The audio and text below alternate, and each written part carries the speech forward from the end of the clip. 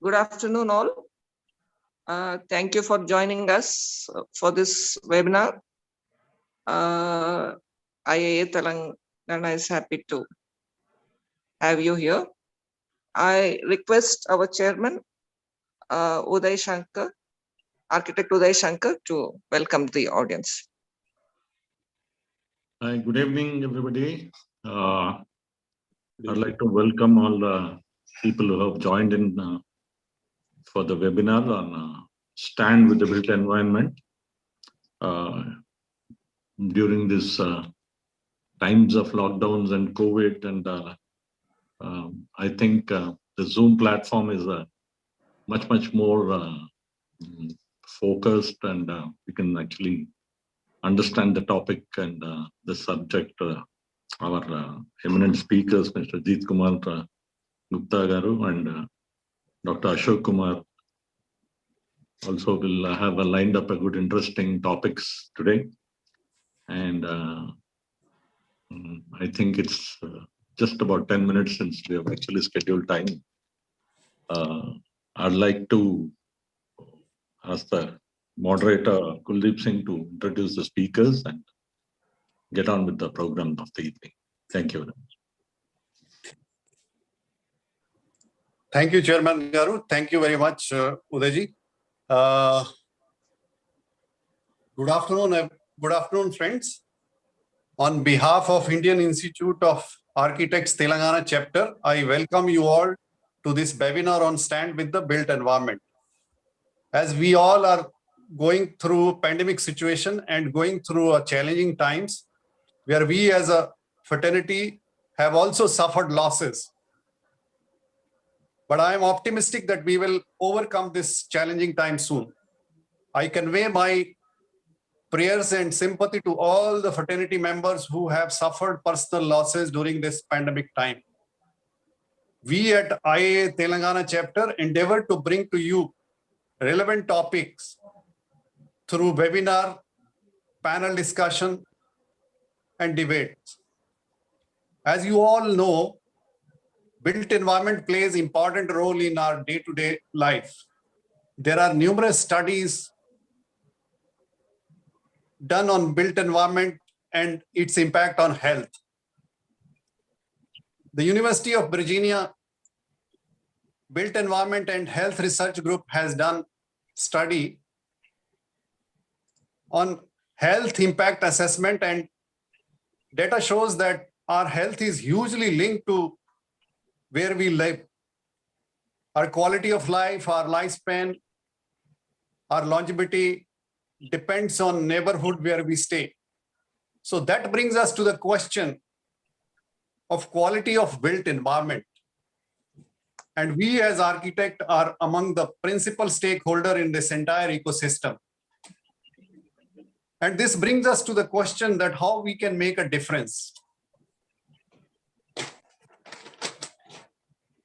I am delighted to be joined by two very senior architects who have agreed to share their experiences, writing and research with us today.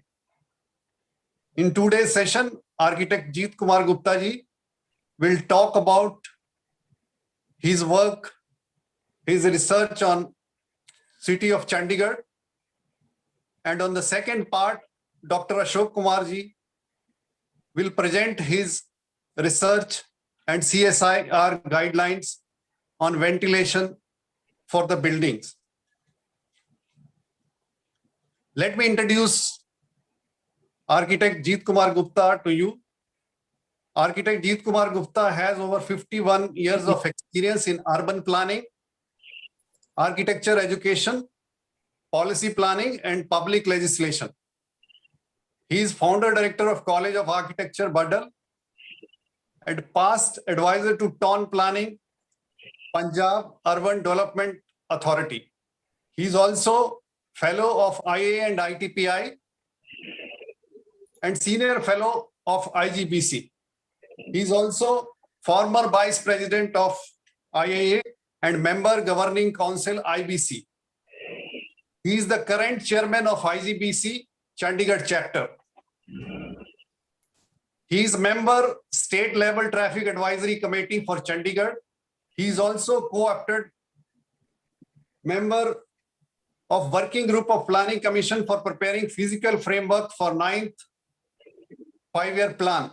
He is also winner of numerous academic and professional awards, including Lifetime Achievement Awards by Indian Concrete Institute. He has been guest faculty in various universities of US, China, Nepal, Bhutan, and other Switzerland and other SARC country. He is a team leader for World Bank project, CADS, Gujarat. He is also senior consultant for 6 master plan of Punjab state.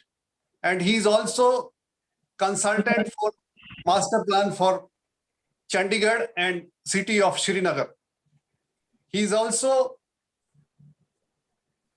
authored 6 ebooks, and the latest being Making and Unmaking of Chandigarh. Architect Ajit Kumar Gupta has a unique ability to narrate stories, and today he is going to narrate us his experiences, his writing about Chandigarh. So I invite and welcome Architect Ajit Kumar Gupta ji. Thank you, Kuldeep ji. It's both an honor and pleasure to be part of this great and august gathering of professional architects from Telangana for giving me this honor and opportunity to interact. I'd like to place on record my thanks also to Uday Shankar ji, the chairman of the Telangana chapter, and of course, Asha Acharya ji, Narsimha ji, my colleague, earlier colleagues also, and Dr. Ashok Kumar, my next co-panelist, who will be basically enlightening us about the context of the buildings and the ventilation. I think I'll be talking to you about a city which you all know, which you all read, and which you must have studied when you was in architecture colleges. I hope my screen is visible. Yes, sir, it is visible. Right. So it is Making and Unmaking of Chandigarh, a city of 2 planes. This city, people call it a city beautiful. The city has been, the most talked about city in the country. This was the first city to come up, new city to come up in the post-independence period, when India got bifurcated and Pakistan. History, I will be talking to you about it's like a storytelling about a city. I know I'm talking to the people in Hyderabad, which is a city with a history as 530 years of, because Hyderabad was, established in 1591. I'm talking of a town which has a history of only 71 years, which came up in the year 1950. So this is, like 2 cities. I have watched the city when I came to do my architecture in the 1964. I have done my job here. I did my graduation and also entire career, and I continue to stay here. So I'm a resident of the city for. So I've watched this city as a student, as a professional, now as a retired resident of this great city. But let me tell you, Chandigarh is a city of crisis.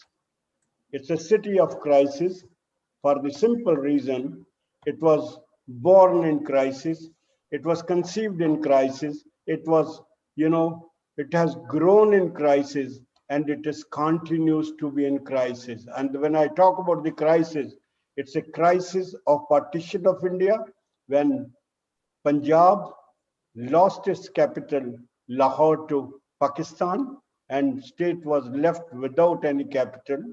Then the question was where this city, whether we will upgrade existing city or have a new city. I think the wisdom was that we will go for a new city. So you can think of 1947, and had Pakistan not been created, Chandigarh would never have existed. Of the situation created by the partition of India in 1947. So the debate, where it is, but we see, how the crisis. This is crisis of growth, crisis of population, crisis of politics, and crisis of management of this city, which has been this city watching, but every time the city has overgrown those crises and city have withstood the test of the time. So the question was, let me state it, that I said there was an issue whether Punjab will have, new capital or existing capital, existing city will be upgraded. Punjab at that time after partition, having lost Lahore, they were like English people. During summer, they were having their capital moved to Shimla, and during winter, they were coming to Jalandhar. Like now, Jammu and Kashmir, the state of Jammu and Kashmir, they are still shifting their capital. But Punjab was doing that. But at that time, Punjab took a decision, no, this is not the way. We will have a permanent capital. So ultimately, the wisdom was, let's go for a new town.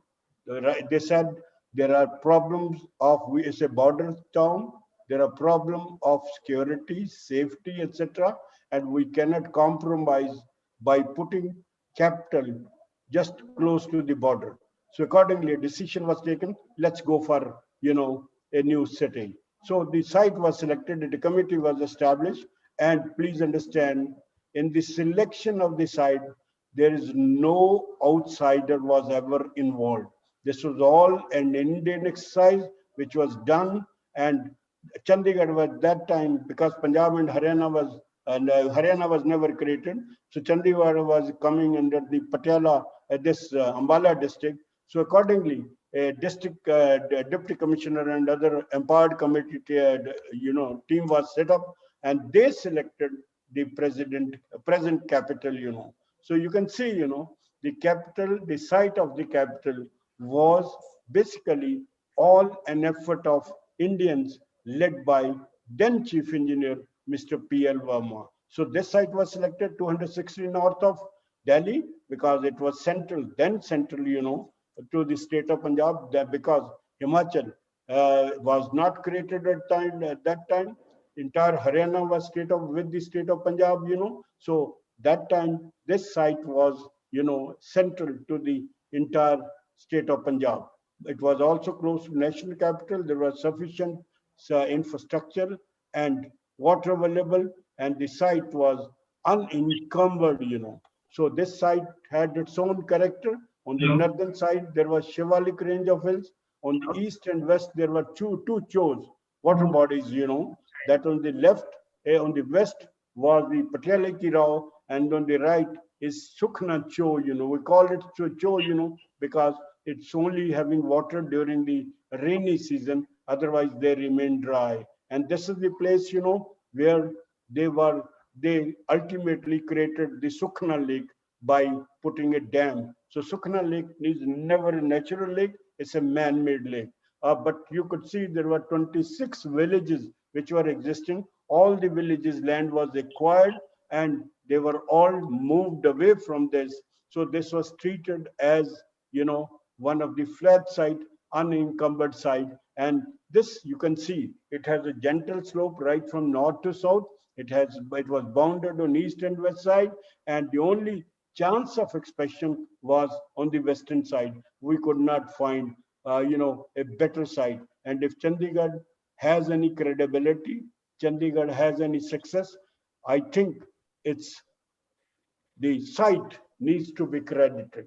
So let's look at, the city was conceived to be 500,000 city, 5 lakh people, and since Chandigarh was the first city coming up after partition, it had great, blessings of then Pandit Nehru. So the political patronage was fully granted to this city because they wanted Chandigarh to be a role model for urban development for the years to come and for the city to come up in the subsequent years, So Chandigarh was conceived to be city which will set an example in terms of infrastructure services, in terms of water supply, drainage, electricity, which will be made available even the poorest of the poor. And let me tell you, Chandigarh remains the only city in the country which are offering the basic amenities to even the poorest of the poor. You can think of, we were all using dry latrine. And in 1950, even a peon or, a person working as a laborer and who had a house, he was given a, waterborne WC, hand a tap, for water supply, and So of course, can you put a slideshow, full slideshow? I can do that. Right. Yeah, so Is that it okay? slides are visible. So Chandigarh was supposed to be developed as a role model in the city planning and architecture. But the question was, who is going to design the Chandigarh? Because this was supposed to be the role model and for the future cities to come in.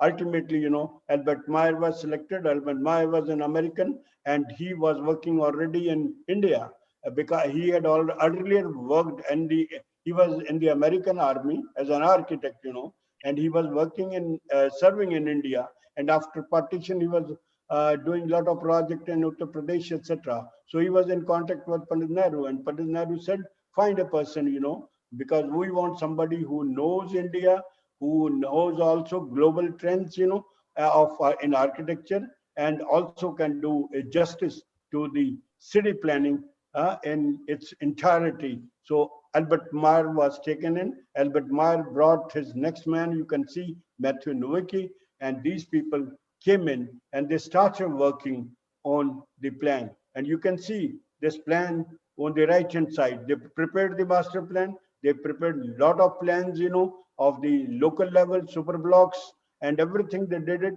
But what happened, Matthew Nowicki was blessed with son. He went to, Tokyo, where his wife was there to meet his wife and the son. And when he was traveling back to India, the plane crashed and Matthew Nowicki died. Since he was the key man, Albert Meyer was, of course, heading the team, but Matthew Nowicki was the key man who was doing the job.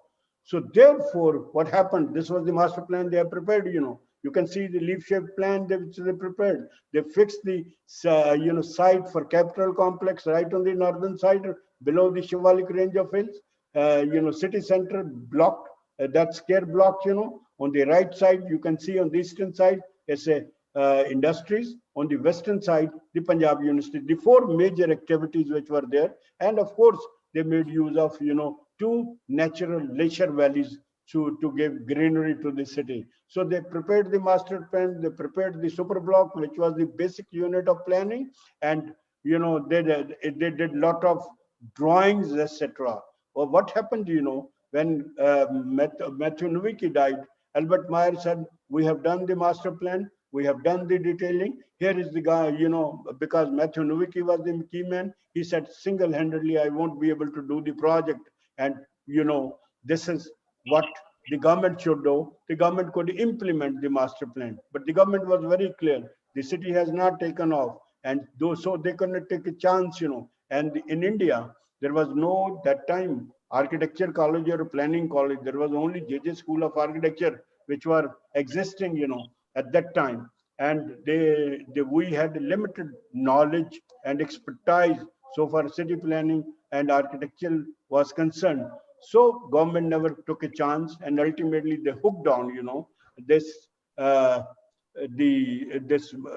husband-wife Jane B. Drew and Maxwell Fry. There were two architects working in UK at that time, and they were brought in that you will take over the project doing the master plan. But they were, Albert Meyer and Matthew, this Maxwell Fry and Jane B. Drew, husband-wife team, they were stationed in London. They were part of the SIAM, that's a Congress International Modern De-Architects, that was the group and working under Lee Corbusier. And they were working on evolving strategies and options to make, say, the futuristic city. So they had basically prepared all those roadmaps of how the city should be planned, what would the traffic and transportation network, how the quality of life shall be brought in. So the idea was this. But Corbusier was a very frustrated man, because at that time when he was hired for Chandigarh, but let me say, Maxwell Fry and Jane B. Drew, they said, we will do your job, we will be there, but since we don't have much expertise in urban planning, they said, we suggest Lee Corbusier should be hired and let Lee Corbusier be taken over and we will work with him. But Lee Corbusier was accordingly approached through Maxwell Fry and Jane B. Drew, and Corbusier was selected. Corbusier was approached in Paris. Corbusier was, detailed about that. Corbusier became very, very keen, and he was briefed. This is a lifetime opportunity for you. Corbusier was a totally frustrated man when he was contacted, because in 29 years, he won the League of Nations award, that competition, which then he was debarred. He was not allowed to, compete in the this UN building. So he was totally a frustrated man. And secondly, he had prepared 6 to 7 master plans of different cities, which were not accepted and not implemented. So Corbusier was totally frustrated man. He was looking for option where he could, do something and showcase his knowledge and expertise already recognized as a master, So Corbusier was, approached. Corbusier was basically, was on the verge of signing. So he was read. They drafted the total contract, and when Corbusier, they went to him, Corbusier knew little English. He had a problem with English. So he was being translated, and he was being explained that what is the contract. And there, in one clause, he said, what is this clause? When they were narrating that clause, Corbusier said no. Corbusier just put his head left and then went back, So they were shocked, P.L. Verma was there and P.N. Thapar, the ISIS man, the two people who guided the destiny of Chandigarh through its initial year, And he said, no, I'm not going to sign the contract. So he went back, and then they contacted the Maxwell Fry and Jane B. Drew. This is Corbusier had done, the government has approved everything. We have all, approval from the government. If the Corbusier doesn't we will be in trouble, So please go to and talk to Corbusier. So Corbusier was asked, what happened? He said, they are going to kill me. He says, who is going to kill you? He says, they are going to kill me. He says, why they are killing you? He said, asking me to go by Air India. He said, I don't want to kill myself, He says, how? Because he says, how can I travel by Air India? I don't know what the reliability of this. So ultimately, he was, Maxwell Fry and Jane B. Drew asked these people that what is this problem? He says, India is a poor country and we have a national carrier and we have so many experts coming in and they have all to travel by Air India. We cannot allow him to travel by Air France or Pan Am, etc. So Corbusier was told this is what the situation is. We are helpless. We cannot allow this agreement clause to be changed. So Corbusier himself went to the America Pan Am, asked the Air France, how you rate the, Air India. They say we are the best, but it is not bad. He says, are you sure? Is it safe? So once he personally inquired, he came back and signed the agreement, and he came back. So here is the gentleman, that was the crisis which city faced, and this was, Corbusier was brought in. So Corbusier was very clear, Corbusier knew that how the city is going to be implemented. So he brought his cousin. His cousin was Perry Janray, So it is, he knew that he is only going to be for 2 months in a year during his contract as an advisor, and he needed somebody who could lead the city right from inception to its realization. And he knew Maxwell Fry and Jane B. Drew are going to leave after 3 years. He says, what is going to happen? So ultimately, he brought in his cousin, with whom he was already doing the practice, and he made him the key man who was there. And if you ever happen to visit Chandigarh, and if you have ever happened to visit the assembly, the great door which is there, which has been donated by the government of France as a gift to this, you will find a plate 4 feet by 2 feet, painted by Le Corbusier. Gate was also painted by Le Corbusier. And in that plate, there is a panel of 4 feet by 2 feet, which tells you that for which is the team which made it, the Chandigarh a distinct reality. And that he doesn't paint his pictures of all these Maxwell Fry, Jane B. Drew himself. He puts them in the case of, birds and animals. And he puts himself as a cock, because cock is the most notorious person, and he keeps a watch. And cock was crow. He put him crow, and his cousin, was a cock. But the most fundamental and the most productive person was Jane B. Drew, who was, shown as a Bakri, and then Memna, that her husband, who was very obedient to Maxwell Fry. They are the 4 people he, responsible for this. So Caboose was very clear. Caboose said, the contract of the Caboose was to implement the master plan, to design the capital complex, to design the, the museum, and also keep on guiding the team in terms of master plans and taking all the decision. But that was the contract he was signed. But Caboose was Caboose, he said, the Jane B. Drew said, if you are to just, sign on the dotted line, what are you going to do as Caboose? Caboose said, let me sign on the dotted line and let me go on as the advisor, and then I'll tell them what the city should be. I'll change, don't worry on that, And he said, I will change, and he did change, So this Caboose had his own theory, and he said there are 4 activities a human being are going to do. That's a living, working care of body and spirit, and circulation, And he had a concept of radiant city. That city which takes care of the needs of the human being of the machine age. And he said every job of every city is to provide highest quality of life.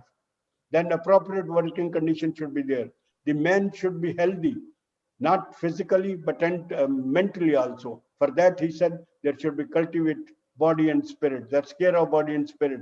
And he said, as a human being, you have to travel, and traveling should be last priority. And he said, all city must be planned with nature, using natural element. And he said, sun, space, greenery shall be the guiding principle and guiding elements to design the city. So that was his funda about planning this city, So Caboose, let me tell you, Chandigarh doesn't have a master plan. There is no law which authorizes somebody to prepare a master plan.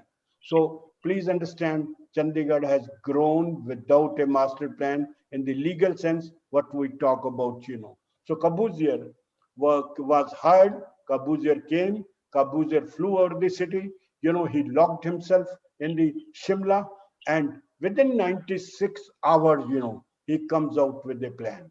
And this plan, which you see, which I'll show you, which I'll explain to you, is a product of only 96 hours. Please understand, Chandigarh is not a planned city. Chandigarh is a designed city. So I think we will see the distinction. For planning a city, you need whole lot of data, whole lot, material to understand who are going to live, what is the economy, what is the employment, what is the climate, everything, that you are studying, and all this kind of things are basically used for planning a city. That nothing was done. He was only given that this is the task, you have to plan the city, and he came out, having looked at the city for 96 hours, and then prepared the master plan. So this master plan which we'll discuss, we will see how he's withstood the test of the time and how he has been able to do the justice, So Caboose, he looked at the Novicky plan, but please let me tell you also, Matthew Novicky and the Albert Meyer had done so much work. Unfortunately, that has not been recognized. That's not being recorded. But I think their contribution to this city needs to be recognized and recorded, because this city, the plan, which is this, is basically an outcome of the plan and the situation which they have provided. Most of the things which they provided in the master plan were honored. Only this capital complex was there, secretariat was there, this city center, industry, and the university. The conditions were not changed. But Caboose only changed the shape of the university and the shape of the city itself. So from a curvilinear, because American always believes in curve, and believe American all conceive the super blocks, but Caboose never believed in curves. He said curves are ruinous. He said he always hated curves, and that's why the reason why the gentleman could never pull on with his wife, even. And he said curves are ruinous because they don't lead you anywhere. In a straight line happens in all human activity, all human endeavor, because you're sure where are you going to head for. So looking at the site for 4 days and pondering over this and looking at the master plan which he was given, he told the government, I like to do it. The government was also under pressure for the simple reason that the farmer was agitating, because they were saying in 1947, we have all been ruined, we have been relocated. Now you are again ruining us again after 3 years, But, the government wanted the area to be reduced, number one. So ultimately they decided, we will have lesser area. So the question was, what for the city to be planned? So city was for planned to be 5 lakh. But I can tell you, there is no plan available for master plan, which was, created for 500,000 people, because there is on record, there is a discussion taking place between all the planners and the government. They tell the government, that this city has no future. This city does not have economic base. This city is only government city. Is only catering to the, for capital as a capital city. So you don't allow the industry. You are not having an economic base. So they say, let us not plan the city, not acquire the city land in one go. And they said, we'll divide the city into 3 stages. Number one, first stage, we will only plan for 1.5 lakh, 150,000 people out of 5 lakh. We'll acquire a land of 9,000 acres, That's the land which was acquired Burke, And there was a low density, and this will be like, providing the highest quality of infrastructure and services.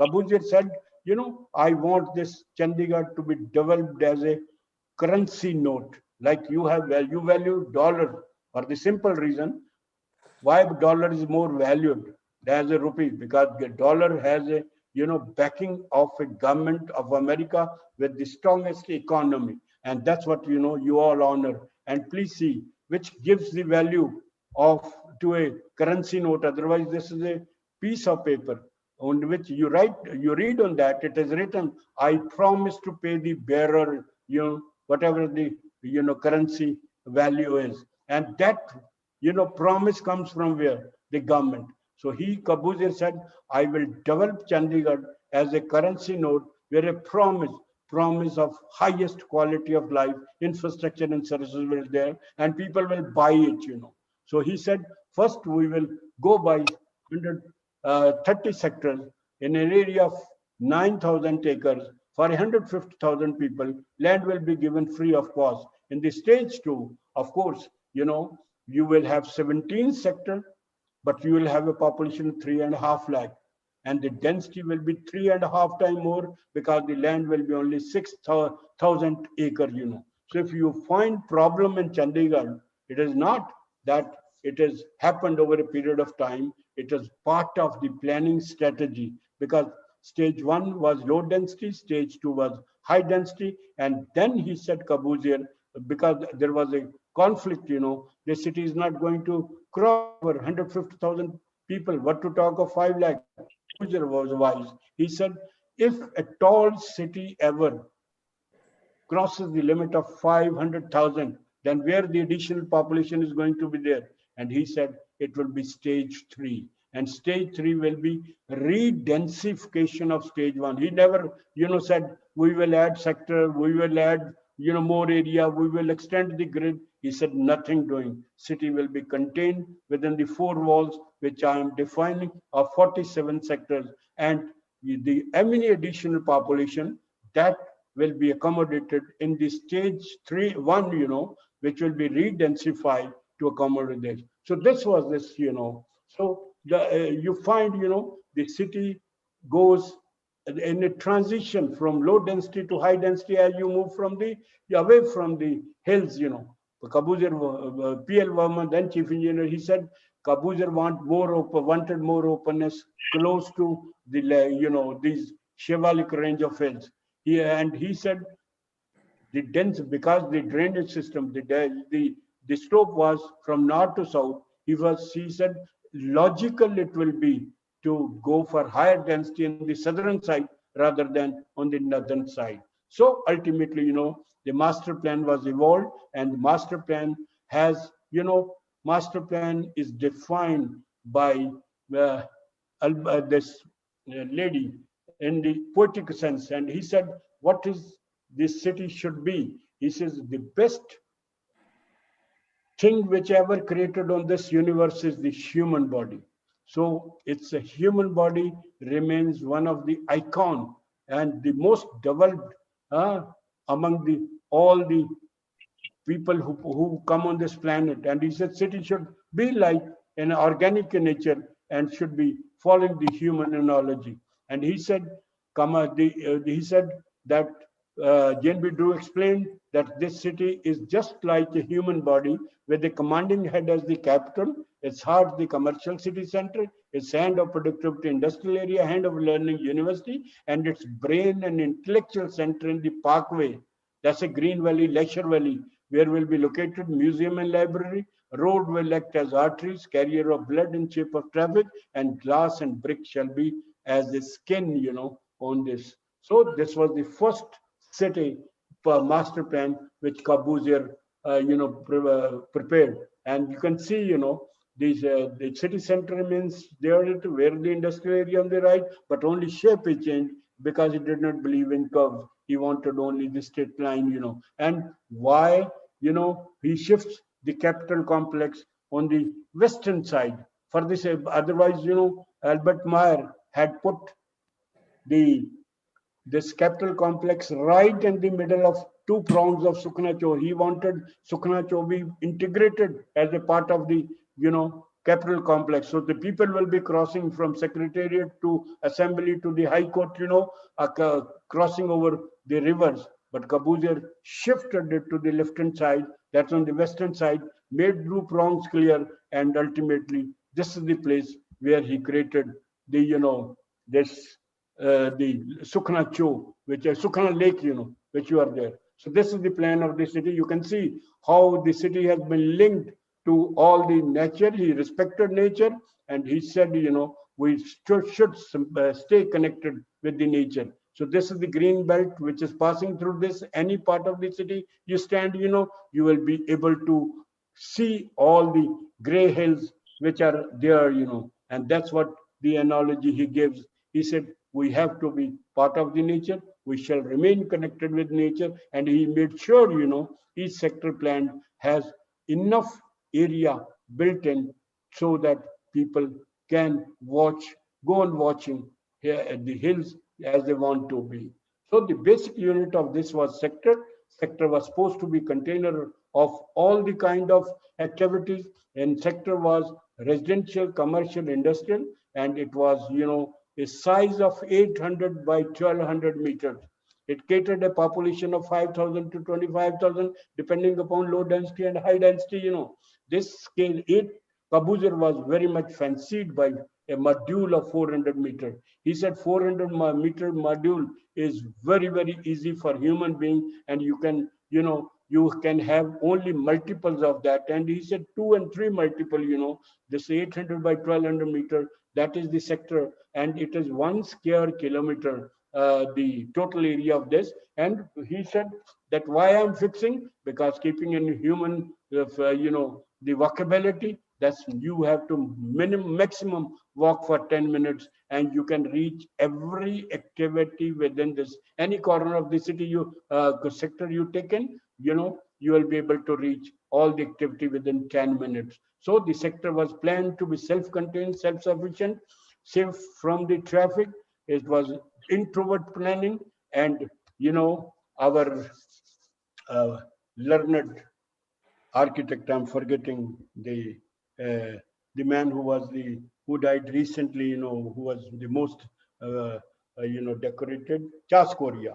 Charles Korea called Chandigarh as a Janana city because it was introvert looking, and this city was basically no house was to look at outside. Caboose never wanted people to look at the roads, fast roads, which were there. So traffic, self-contained, and Caboose wanted each and everything to be provided within the 4 walls of the sector, so that a child till the age of 16 don't have to move out of the sector. So that's the character which the sector he wanted to be. So no house will be opening on this. There will be only 4 entry, 1 from each side, and there will remain a central green to connect, So central green was oriented north to south, so which will pass through the center of this sector, and in which he wanted schools, sports, walkways, and all facilities.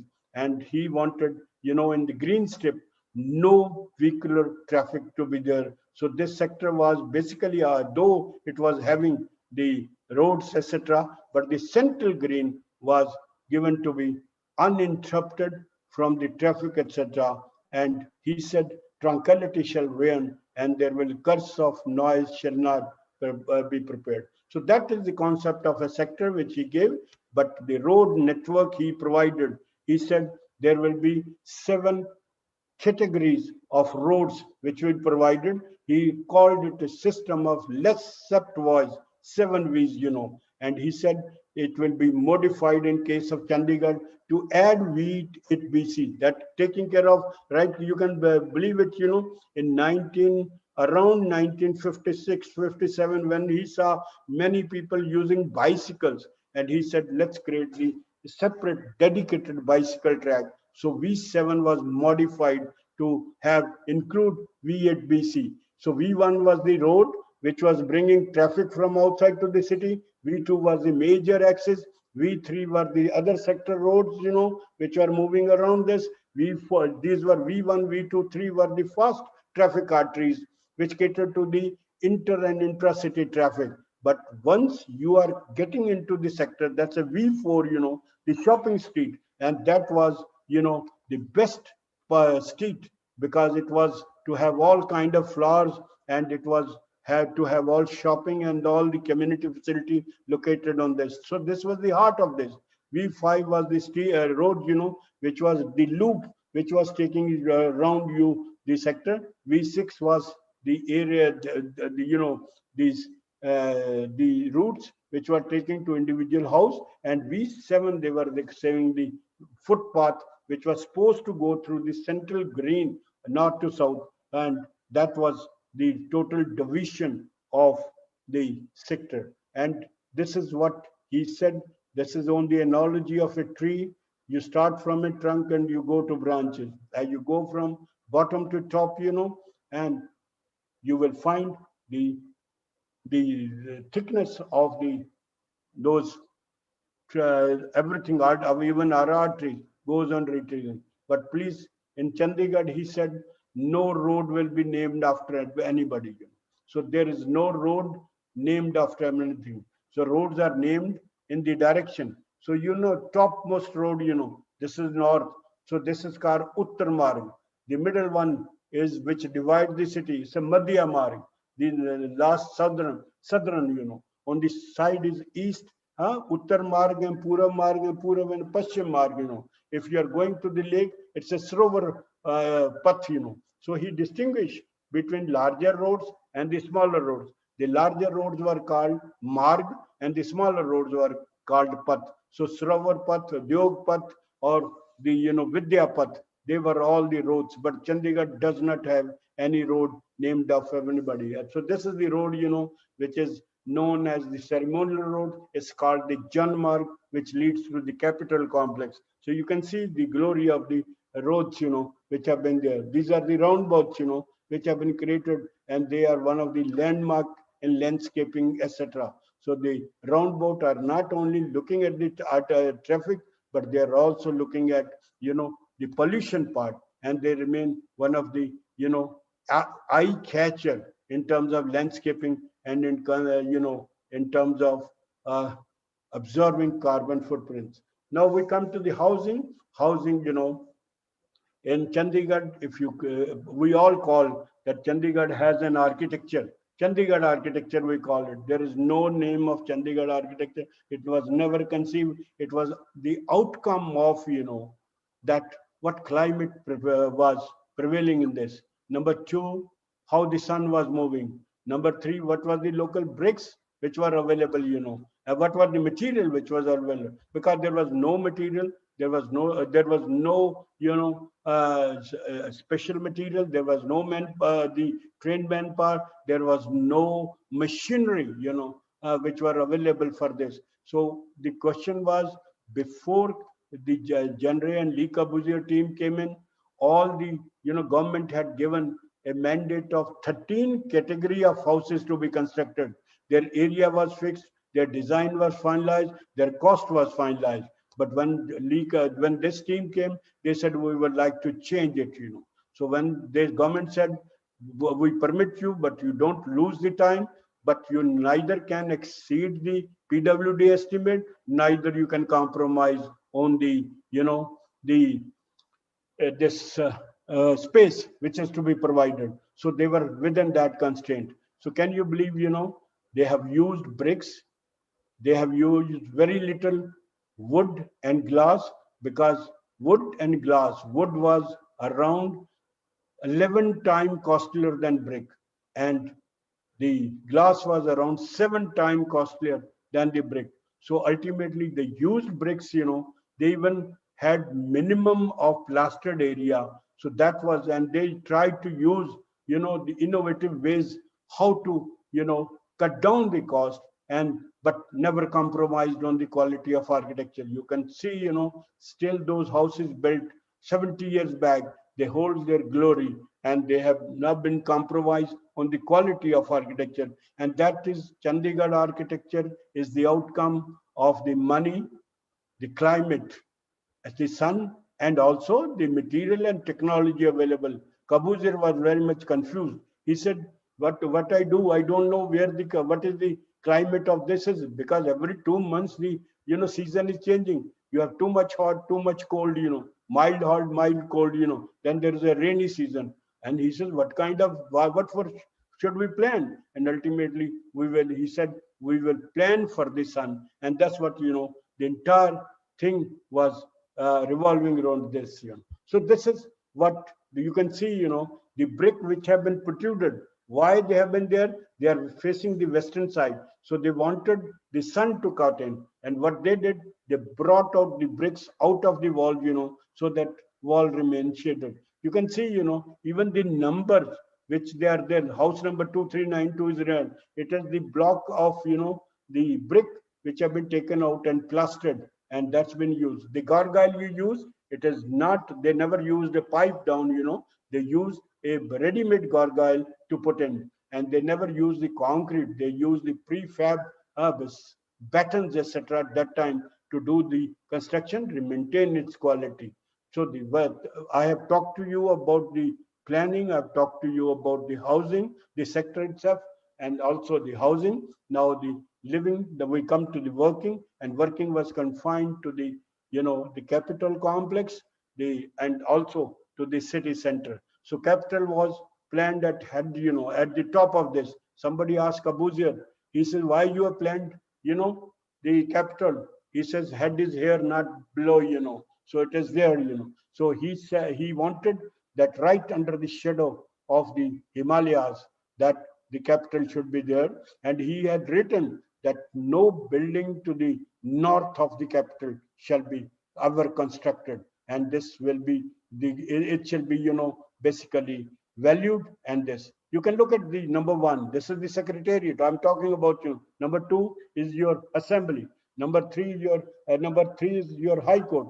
And there was Governor Palace to be constructed, which has not come in. So it is done at two scales, that ground floor is for pedestrian, but if you are going on traffic, traveling on the vehicle, you go in the basement. That is minus about 6 meters, and you can see, I'll show you. This is the secretariat which is there, and I'm showing you. Caboose put it secretariat, in this direction. It was only, he says, otherwise we would have all put it horizontal. He says, I don't want my building to compete with the those hills. It has to be perpendicular. So he designed in a very thin, it's a 5 meter and then 800 feet long, The Chandigarh would have been first city in the country to have 50-story high building. Caboose wanted the secretariat to be constructed as a,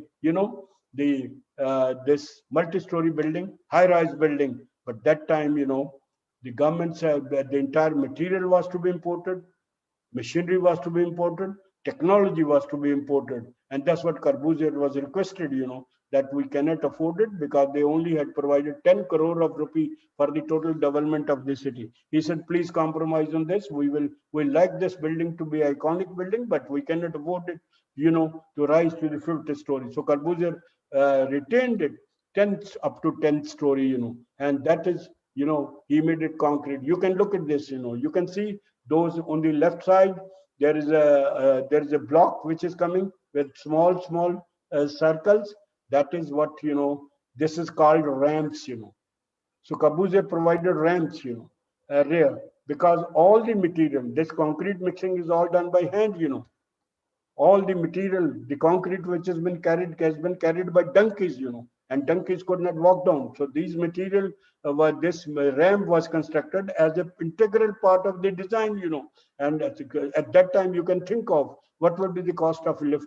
And there were 3,000 to 4,000 people which were to work, and the number of those lifts would have been enormous. So in order to cut down this, so they had two ramps, one on the east side and other on the western side at the back of this. And look at this.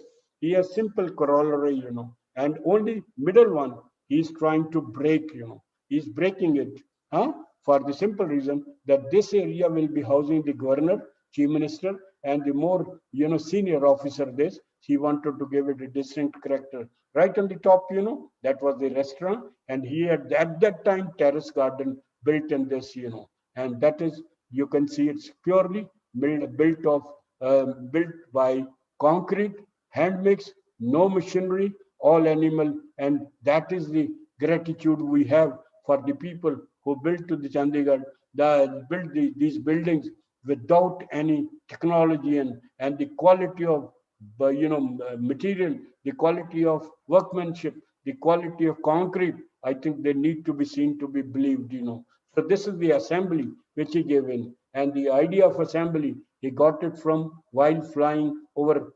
Ahmedabad. He was working with Sarabhais and with many, people, and he was flying on this. He was trying to find out a kind of system by which he would bring, pure light inside the assembly. And when he was flying over, and there he saw those, cooling tower of thermal plants on Ahmedabad, outside Ahmedabad. And there, this hyperbolic paraboloid was made as part of this. And that is where, he evolved his design. You see the interior. I wish, you must have seen. And I think if you have not seen, please look at the interior. They remain iconic in their own right. How he gels the art and how he economizes. And, the acoustic, the way he achieved the acoustic, the way, you enter and, see the spaces growing from just narrow into, a huge space and iconic space. That's look wonderful, and he has positioned those, I'll take it this, he's not following that hyperbolic, he's chamfering this. He was, very much fascinated by the shape of the bull's horn, so that's where he always chamfered this to attain the shape. So this remains the interior of the assembly. This is the High Court, you have those judges. Left side, it is Chief Justice, and on the right, 8 judges. So this is a High Court judges, and you have, a roof.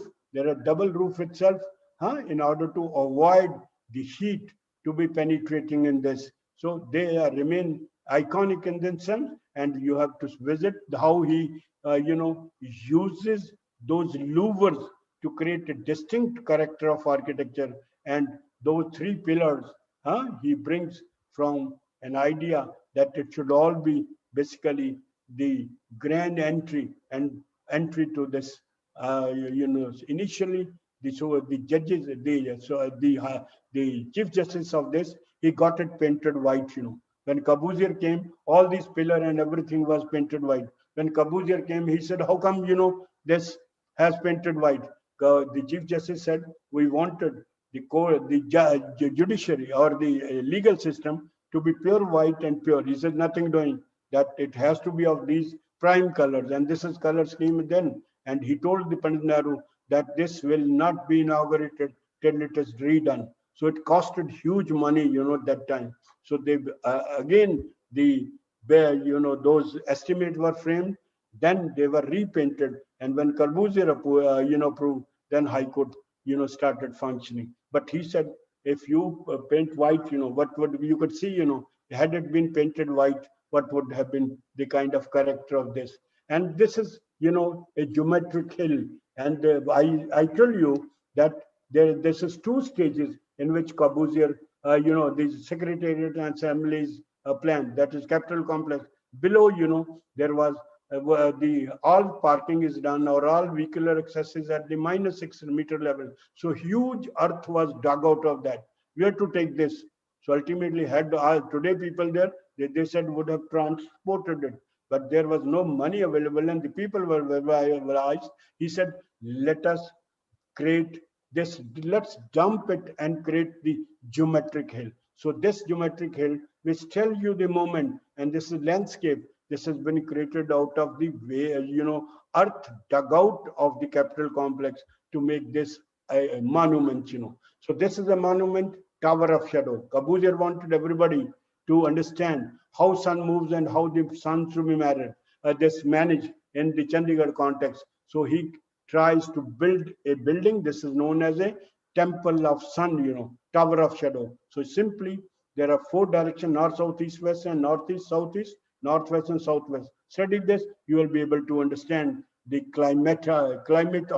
climatology, how to deal with the building and how the building to be saved from Chandigarh. So this was the, open hand. He asked Pandit Nehru what could be one of the icon of Chandigarh. Caboose said, you are the man, who can think of, and he was impressed by Gandhian thought, open to give and open to receive. And Gandhiji said, let my house be on a place where we have wisdom of all the culture which are existing on this planet, but I should not be blown off. I must be same rooted to this. So this open hand museum was there. This was created. This open hand monument was created. There's a trench of thought, like you Hyde Park in London. You go and you speak anything, you are authorized to speak on anything, and nobody will be, having you. But that's not being used for the simple reason there are political situations. Then comes the city center. It's again planned as a bazaar, and where all pedestrians are there. There are different kind of controls you can see, and this is one of the water feature which has been inducted. This is the total makeup. I'm sorry, Kuldeep ji, can you give me 10-15 minutes or no? Marriage time, Mr. Dr. Ashok Kumar also has some other engagement, so we have to finish in 5 minutes, sir. Okay, I run through you. Okay, so this is the the sector 17 city center, where you cross the roads, cross over the pedestrians, and you walk on this. Then is Valley of Leisure. That's culture of body and mind, where you have education, you have cultural, College of Arts, museum, art gallery, and all other performing arts building. And the Leisure Valley. This is what Leisure Valley is there, which was a rivulet which was 100 to 300 meter, and in fact they never destroyed it, they never reclaimed it, they allowed it to exist then and landscaped it and provided host of other things to retain its character, and that becomes the lung of the city, and this known as Leisure Valley. And this is the lake. Lake was created by, this is 14 meter deep and 3-kilometer walkway that has been created by artificial dam, and you can see this has changed the total climate of the local climate. It is gone for recharging, and also Corbusier wanted that you should have reflection of the Capitol complex in this lake itself. So this becomes the major attraction of this. So this is the this lake club which Caboose designed it. There are very few buildings which is designed. He has designed only 6-7 buildings. So he kept it below so that you don't see from outside. It is not competing with nature, and it is only subservient to the lake itself. So this is the museum which Caboose has. This is the third museum which Caboose has designed in the city.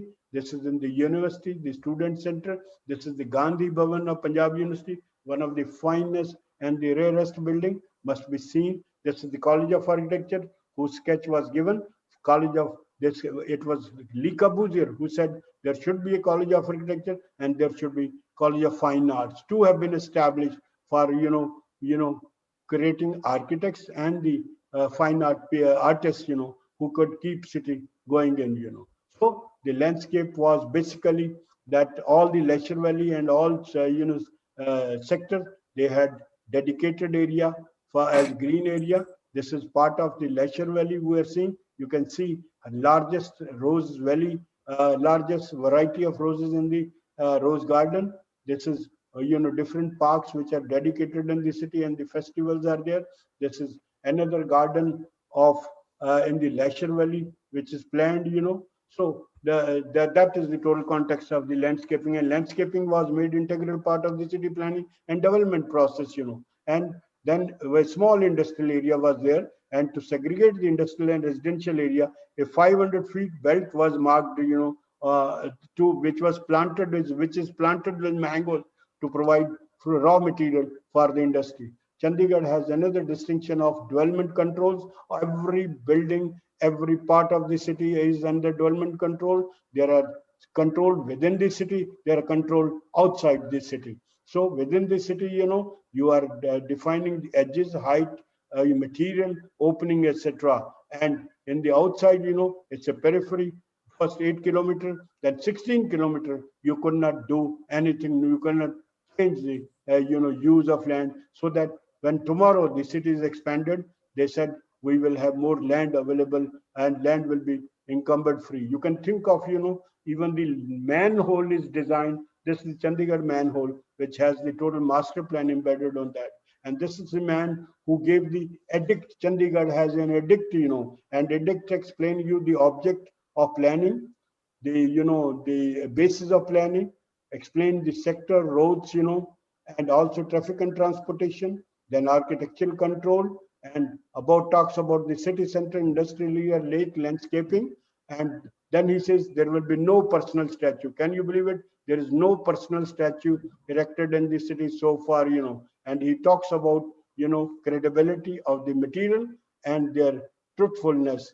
And he said the seed of Chandigarh is sown, but it's for the people to see that nobody comes and destroy it. So that was the part, but Chandigarh we are talking about a city which will never ever cross 150,000, but Chandigarh within 40 years achieved a population of 5 lakh, and Chandigarh is already ranked in the metropolitan as a metropolis, 53rd metropolis. So it has problem of slums. It has problem of residential and commercial slums. It's a problem of villages because in the second phase, there are villages which were left. It is now having problem of traffic and transportation for the simple reason Chandigarh have highest vehicle man ratio, and also Chandigarh traffic arteries. There are 4 stages to be developed. We have only reached stage 2. Chandigarh also allowed the industrial area, the land use to be conversion, and that has created a crisis. This is city planned on pure land use planning, but meanwhile the administration took a decision to allow hotels, etc. in this area because of certain people whose land was lying vacant and they had no industry. So they allowed industry, shopping malls, and this has created the crisis. And that has one. Periphery, in 1966, when Punjab was bifurcated, Haryana was created. Out of the total 1360 square kilometer, 70% area went to the Chandigarh, Punjab, 21%, 22 Haryana, only Chandigarh was left at 3. So periphery, which was supposed to protect Chandigarh, has become the largest threat to Chandigarh. So much urbanization has taken place now. Punjab has already gone to 129 sector, and Haryana has done its own job. So therefore, I think the greatest threat is now emerging that Chandigarh is being sandwiched in the major development of the states of Haryana and Punjab. So, message remains that Chandigarh should now be seen in the regional contracts. There is not one city, but there are 2 cities, 3 cities which are there. Chandigarh is capital of state of Punjab, Haryana, and also Union Territory, So all 3 cities need to coordinate and they need to, work together, but they are working at the cost of one another, and that's created a problem. So Chandigarh has given lot of to this profession. It has established the credibility of architecture and planning. This is the time when architects and role of architects and planner got recognized. Many posts of chief architects were created. Chandigarh still remains secretary. The chief architect was known to be the secretary, and all the no decision could be taken about the city planning, etc., without consulting this. So Chandigarh remains a role model in city planning and architecture. Chandigarh still remains a role model of planning highest quality of infrastructure. Chandigarh is a credit with establishing the norm of minimum 2 rooms, and it also established the credibility of grid iron pattern. Neighborhood planning has emerged as one of the best option which is being used everywhere. Unfortunately, that's not being practiced in spirit, and the Chandigarh gives you a impact that city must not be planned in isolation. City must be planned in the region itself, in the regional culture, and there must be a periphery. And Chandigarh has proved the initial planning team, their quality, the political support, and the way the people manage, that becomes very, very important.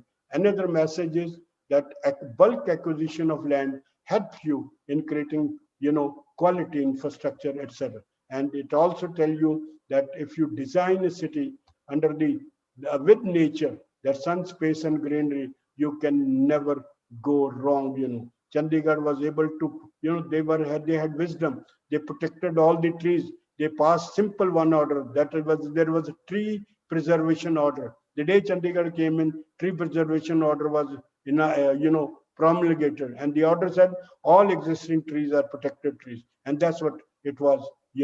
It was able to do it.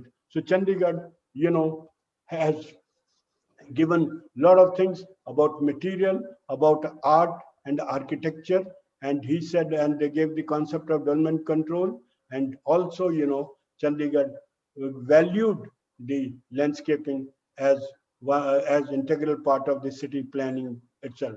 No city so far has a dict, but Chandigarh gave the edict. So Chandigarh is the first city, you can say, which gave the recognition and established credibility of profession of architecture and planning. Thank you very much, sir. I close. I'm sorry I've taken the time, but nevertheless, it was a story which was to be told. Thank you. And this was Thank you very journey much, sir. which was Thank you. Thank Thank you very much, sir. It's a pleasure to listen to your tale of two plans. And I mean, I can understand that you can go on and you can tell us more about it, but because of limited time, we have to close this because Dr. Ashok is waiting. But I really thank you for sharing with us high quality, research and high quality work.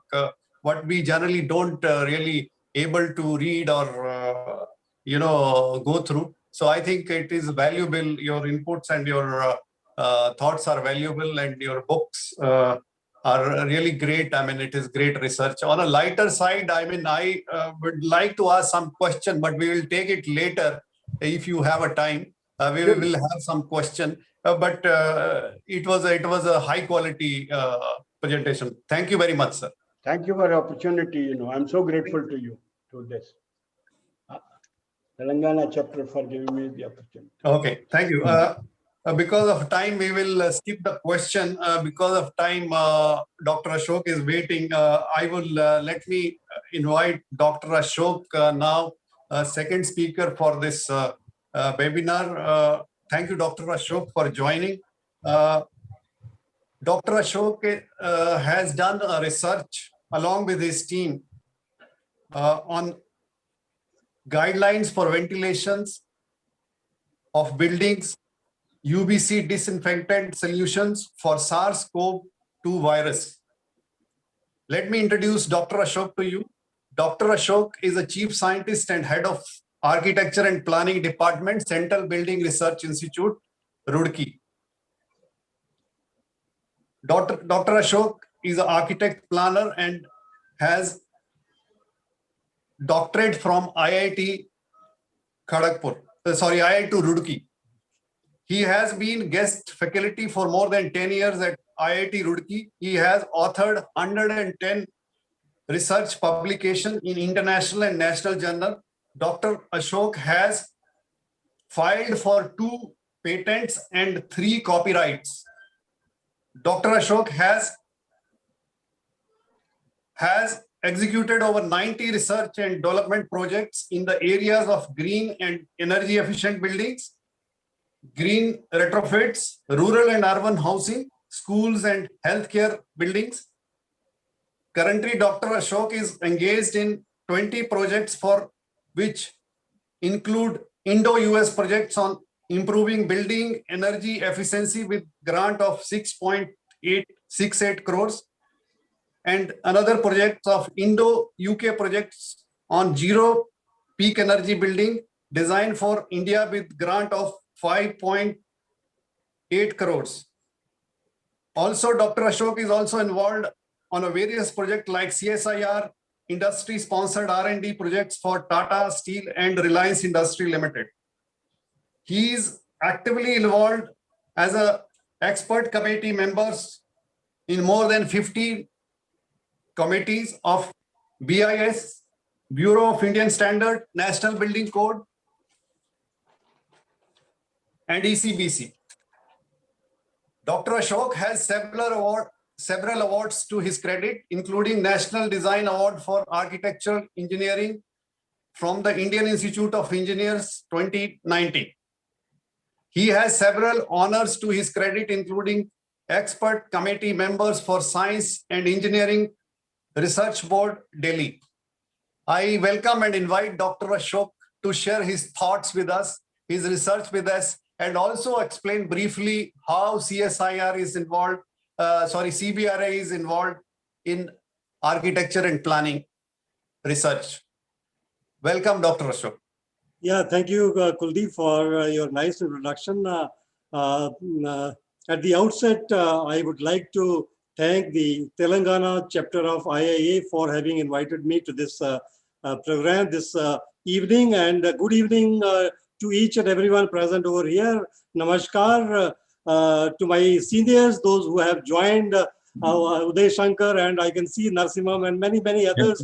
Maybe my teachers. So at the it is a really great honor for me to share my thoughts with you to this August gathering, and the work that I am going to present today has a lot of relevance in the present day context, and you will agree with me at the end of the say 35-40 minutes that you will definitely go with a certain knowledge that we have been able to generate during this 1.5 years time, particularly during pandemic.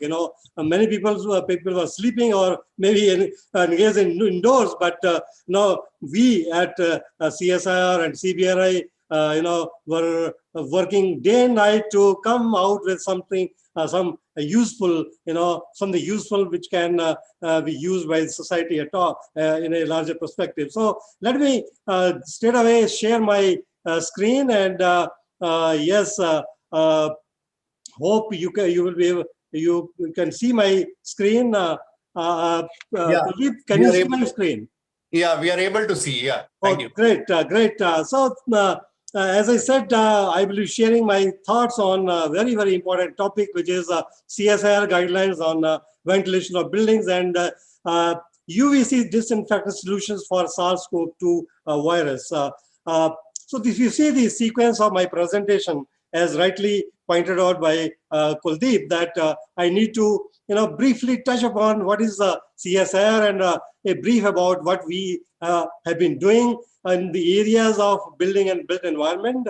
And then I'll give a brief background about the COVID-19 scenario and planning for the new normal. That is the topic for today's discussion, and the guidelines on ventilation of buildings that we have framed recently in the month of April. And then some solutions, UVC disinfectant solutions of CSIR, where we have been able to create a testbed facility, a scientific basis, and also sharing some retrofit examples that we have demonstrated this UVC disinfectant solutions in some of the buildings of CSIR and some future prospects, right? So to briefly tell you what CSIR is, CSIR was born in the year 1942 and having pan-India presence across the country, and where Prime Minister is the president of CSIR and Vice President CSIR is the Minister of Science and Technology,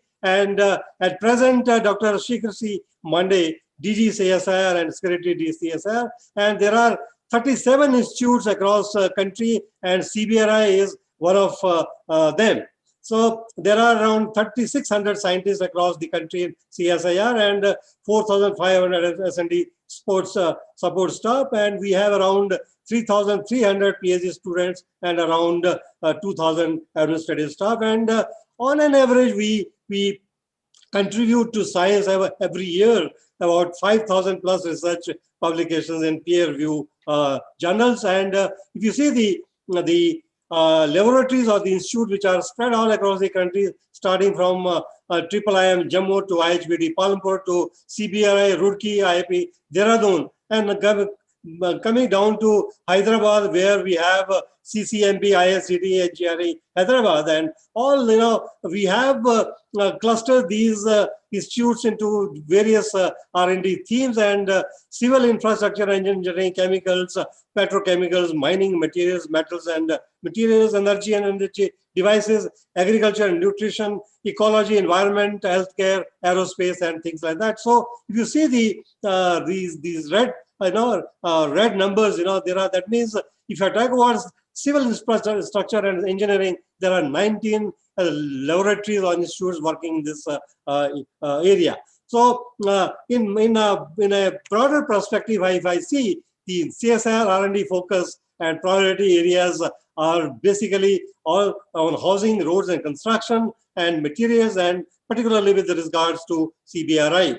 And yes, if I talk about the patents, right from say last 9 or 10 years, 2018-19, we had Indian patents and 208 and 174 abroad, and then granted, and there are also several technologies that have been transferred, and even for 2017-18, you can see technologies developed and technology transferred. Similarly, the domains of research covering from building materials and housing, starting from climate adaptive design, daylighting, energy efficiency, advanced building materials, comfort and safety, and in the area of energy, solar thermal applications for heating and cooling, and then vernacular and heritage, where we are again engaged in suggesting interventions in the traditional building systems and also heritage buildings, and also intelligent control sensors and things like that, and green buildings. And so we are catering to the Government of India initiatives where waste to wealth, affordable housing, energy security, solar mission, rural housing, and many other programs of Government of India. So if I talk about CBRI now, CBRI was established in the year 1947, and we are having these many disciplines under one roof. That means I can say that under one roof we have all the disciplines of building science and technology that we cater to, and the major focus of research in the area of building construction sector is we always try to conserve the natural resources and conserve the energy, and also focus on reduction in greenhouse gas emissions. And if you see the R&D strategy, we talk about innovation, efficiency, responsibility, intelligence, and starting from Make in India program, Swachh Bharat, Innovate India, Swasth Bharat, smart cities, smart villages, clean and renewable energy, support for strategic sector, Namami Gange. So all these, Government of India programs, if you name any program, we are there to guide the industry. We are there to guide the government, and several documents have been developed. Several research programs have been done catering to the needs of the government as well as industry, and satisfying efficiency, innovation, responsibility, and also intelligence. And some of the highlights of what we have done in nutshell, norms and standards and guidelines, SP 41. Most of the architects refer to this document, SP 41, which is one of the Bible for architects. National Building Code starting from 73, 1983, 2005, and now 2016. Several IS codes are there which we are members. Use of glass in building, glass code, UDPFI guidelines, and many programs like space norms for school buildings, colleges, and we have developed 305 Navodaya Vidyalaya complexes across the country, several school complexes, Sarv Shiksha Abhiyan, Indira Awas Yojana, or now it is the Pradhan Mantri Awas Yojana, healthcare buildings, and makeshift hospitals around 1,200 beds hospitals all across the country, 50, 100, 200, 250, starting from J&K, Himachal, Punjab, UP, Delhi, and Ahmedabad, and all that places we have executed, and colleges, KV complexes, and then now we are also doing retrofitting using UVC of buildings, and also doing some work for transport systems like buses and all that. Heritage buildings, structural health monitoring of buildings, earthquake resistant buildings like Latur earthquake, Chamoli earthquake, Uttarkashi earthquake, Nepal earthquake.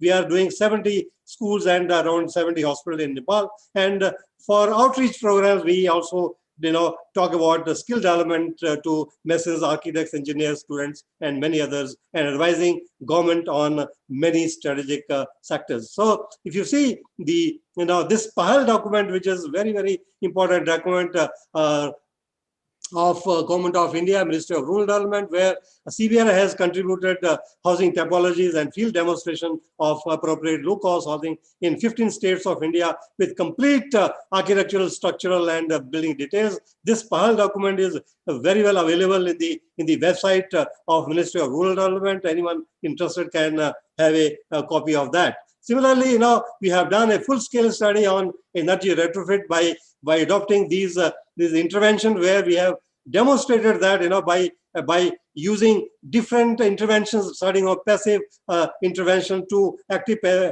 interventions, we can get a saving of the order of 34%. So that means right from from rural housing to advanced energy systems, we have solutions. We are also having developed safety in construction Android apps, where this app is very, very useful for architects, and we are going to load in the Google Play Store very soon, and we have been awarded the copyright and that's you give any window size considering these design considerations, like maximum area of the glass panel 15 meters square, aspect ratio of say 1.5, and then factor of safety as 2.5, and within 45 to 50 seconds I'm talking about, one can get the thickness of glass to be used in a building in any part of the country. So this Android app is very, very useful to architects, and and coming to the materials, where we focus on 6R principle: reduce, reuse, recycle, refurbish, redesign, remanufacture, where several masonry blocks using agro-industrial waste have been developed by CBRI, including the AAC block that you see a long time back, and we are continuously improving those autoclave rated concrete blocks, expanded clay blocks, C&D waste blocks, wood alternatives, cement-free plaster, and several other materials which are giving opportunities to harnessing frontier technologies for sustainable and green development. We are also coming out with a new climatic classification. The earlier classification, India is divided into 5 climatic zones, and sooner, maybe this 2 or 3 months, we are going to have another climate classification. We have done a lot of research, background research, to come out with 14 clusters, and we are having debates on this, and committee suggests that if we can come to say somewhere around 8 to 10 clusters, it will be win-win situation. So we'll have another rounds of industry meet involving architects and experts. So on this to finalize the climatic classification, and the major areas of research where we differ from many practicing architects, or maybe the students, or maybe the academics, is that we quantify, we measure, and we verify. So that is the difference, and whatever we implement, we try to test in the full scale experiments, and the technologies we study, starting from the TRL 1 to TRL 9, technology readiness level 1, starting from the basic technology research to prove feasibility, then the technology development at 4 and 5 level, technology demonstration and subsystem development, and finally launch and operation. So this TRL level is very, very important for scientists like us, and we just do not implement anything which is not proved till TRL level 6 and till level 7. So like that, makeshift hospital we are doing, so this has been implemented all across several states, and where 1.5 hour, in almost around 1 hour per bed for makeshift hospital, and in several locations in Chandigarh, also Mohali, there are 2 hospitals are under progress. In Himachal, Shimla, Tanda, and Mandi, and Nalagarh, they are already constructed, and in Srinagar, J&K, they are going on, and Delhi, Lady Harding, and other hospitals, and some of the housing, affordable housing with CSIR technology has been developed, and some of the very good examples of rural housing with bamboo. A lot of good work has been done with the use of bamboo, and so this is in a brief, because I thought most of the audience who will be new to this CSIR, I thought let me share some of my thoughts on CBRI and CSIR. And now coming to my second part, which is to give you the context, that is the planning for the new normal guidelines on ventilation of buildings.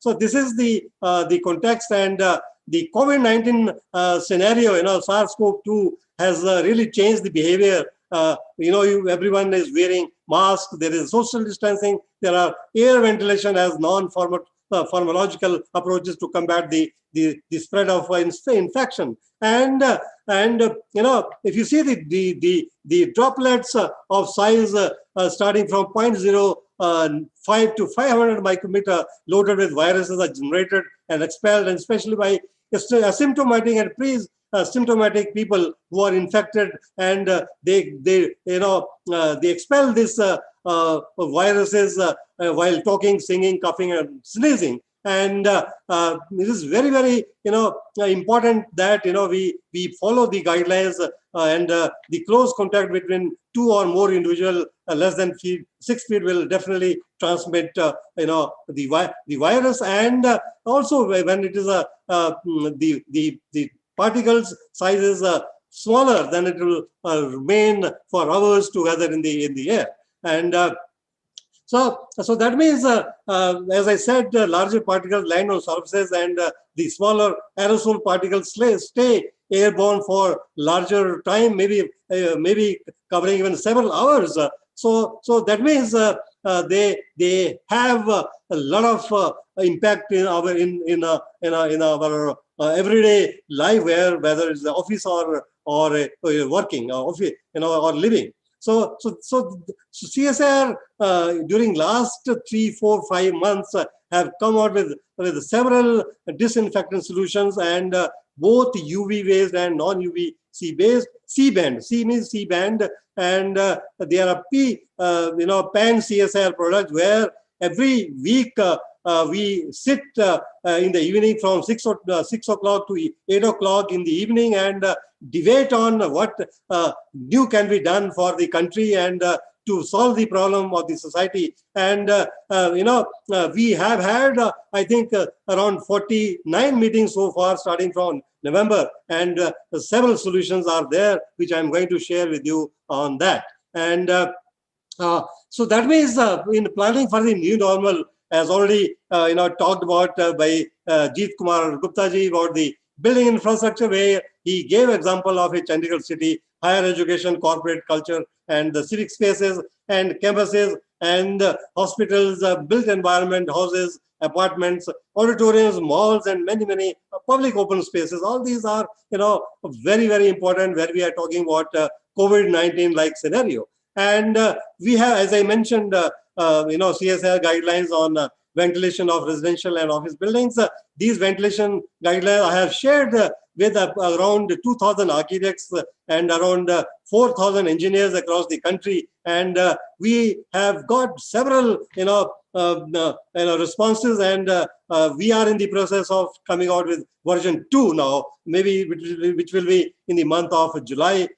And we are converting these guidelines into regional languages, including Telugu, Tamil, Malayalam, Bengali, Punjabi, and Marathi. Yes, Marathi we have already converted. Telugu also we have already converted, and we are now going to launch these other languages. So that means when I talk about the ventilation, we have to talk about dilution. We have to talk about filtration. We have to talk about ultraviolet light and air particle ionization. And one of the very, very important spaces is the restrooms, where particularly those who are COVID patients and who have been treated and have come in their houses. So restroom is very, very essential part.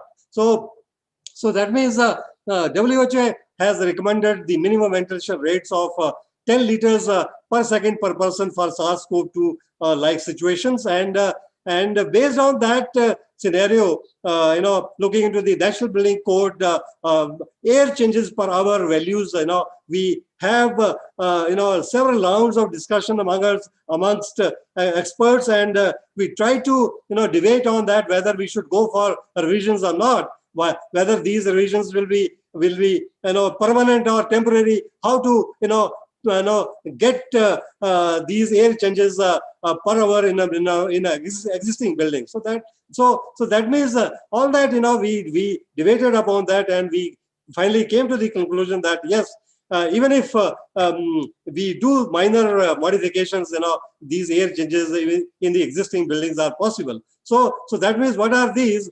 If I talk about the types of ventilation systems, we talk about RVCS, recirculating ventilation and conditioning systems, and then we have mixed ventilation system, then we have displacement ventilation system. And if there are sub-classifications of each of these ventilation systems, and till now we have only catered to natural ventilation system, air handling units, and to some extent hybrid ventilation system. So that means the guidelines which we have published, they talk only about the these three parts. So this is what I was talking to you, that the air changes per hour defined by National Building Code 2016, and looking into the norm recommended by European Code and also WHO, we have modified these air changes per hour suiting to the COVID-like SARS-CoV-2 virus scenarios, and based on, I'll give you some examples how to get these numbers also that we have taken into consideration in finalizing these numbers.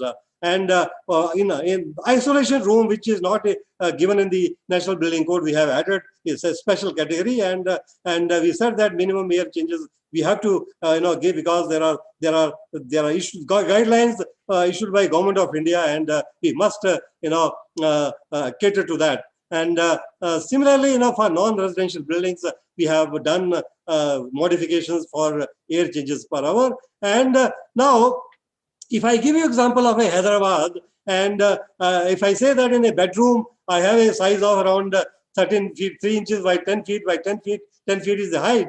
And according to CSIR guideline, minimum air changes are, say, for a bedroom is 4, and desired rate of fresh air supply we get is 4 into 3 into 3 meter cube per hour. And by using this equation, Q is equal to K into A into V, where Q is the desired rate of airflow in meter cube per hour, and desired rate of ventilation opening on a wall, assuming that there are two windows on each wall and across. For a considering the as an architect, you can understand the importance of cross ventilation. And then V is the average outdoor wind speed in meter hour, and K, these are the coefficients for different scenarios, where there is a window perpendicular to the wall, or there is a 45-degree, and or is a single side window. So all that, looking into all that figures, we have calculated these numbers, and I can share this number. Looking into these air changes per hour, I have done a calculation that if you want to achieve air changes for, you just require a window of 40 centimeter into 20 centimeter. So that means every building will achieve these air changes if you are opening these windows, and depending upon the number of occupants which are available in that particular room, that we have to consider that. So that means it is a per person per hour, air changes per hour per person. So that means you can calculate, and one can calculate. I have the online calculator also. You give any number of a, say, living room. So if you want to have say 6 meter by 10 meter by 3 meter or 3.6 meter, I can give you in a second time if the automatical value of window size. So like that, we have done several examples of these windows, considering the wind speed which is available as per IS 875 and given in the different codes. So these guidelines have been recommended and adopted by Government of India, that for COVID-like scenarios, as I mentioned, the table which is on air changes per hour mentioned in that table, minimum ventilation rate has to be 10 liters per person per second. That means 36 meter cube per person per hour. So that is the, and apart from that, all these sketches, you can, as an architect, you can always go through this booklet. I need not,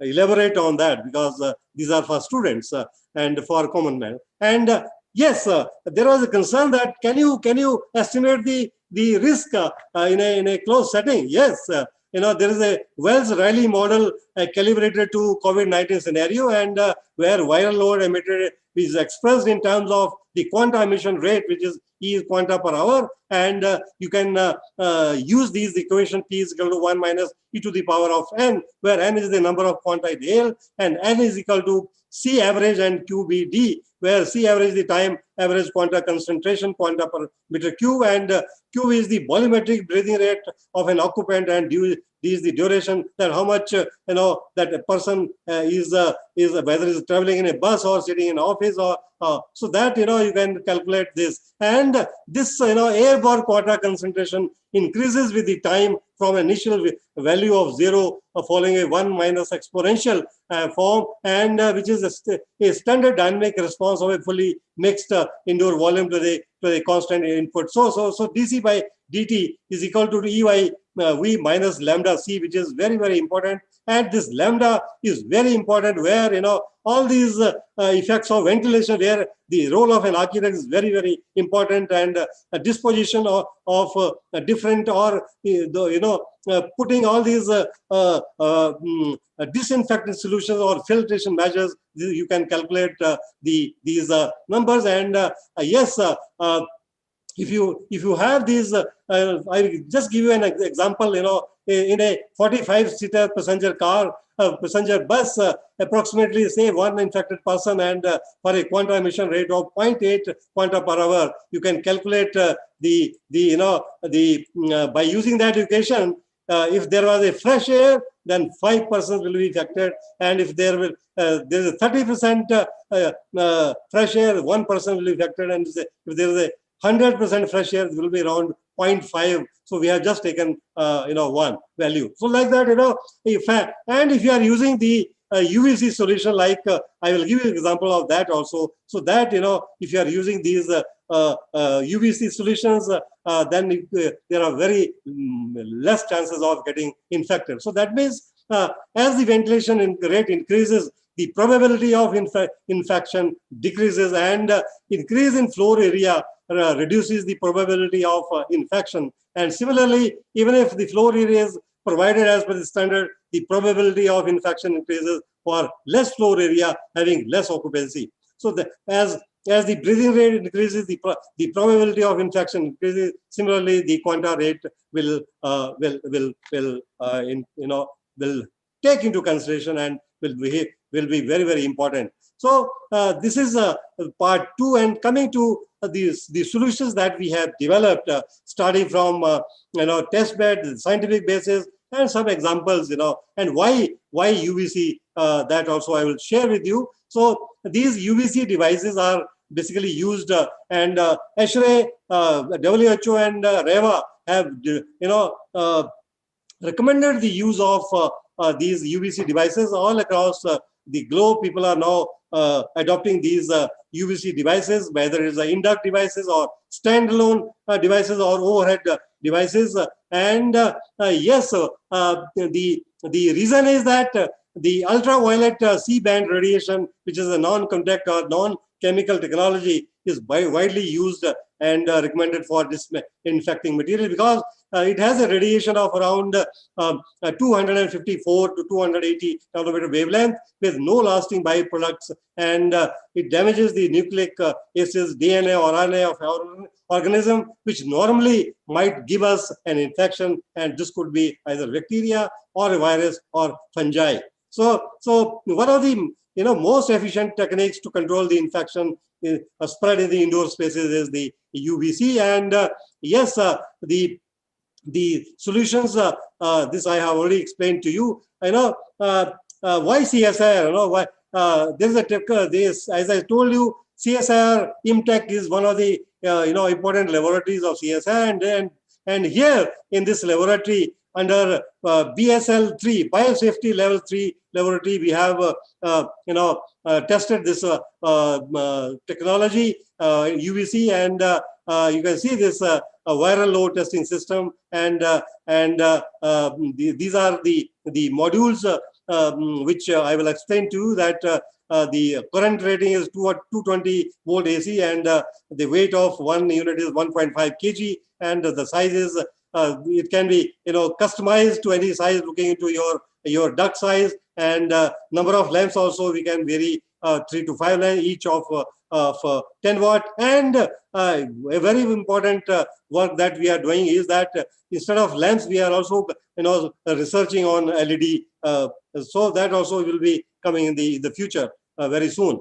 So why air handling units? Because as I told you, that in buildings where we have air handling units, where we generally have around 30% fresh air and 70% return air, and return air becomes very, very dangerous if there are people sitting in the auditorium or a hall. So return air will lead to disaster, and it can infect all the people, or the quanta which I have mentioned to you, if the people are not having used masks and properly. So not going to the details of ducts, these are all known to you, but yes, the one which I told you, we have used these UVC lights which have been tested in the test bed created at CBRI, which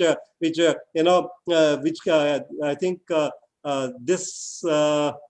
this figure will tell you in a much better manner. So that means this is the air handling unit, and you can see there are sensors put in. We have the UVC box here and other sensors, and we can measure any kind of parameter which is there, starting from the air velocity 0 to 20 meters per second, and the airflow rate we can measure 0 to 2,200 CFM, and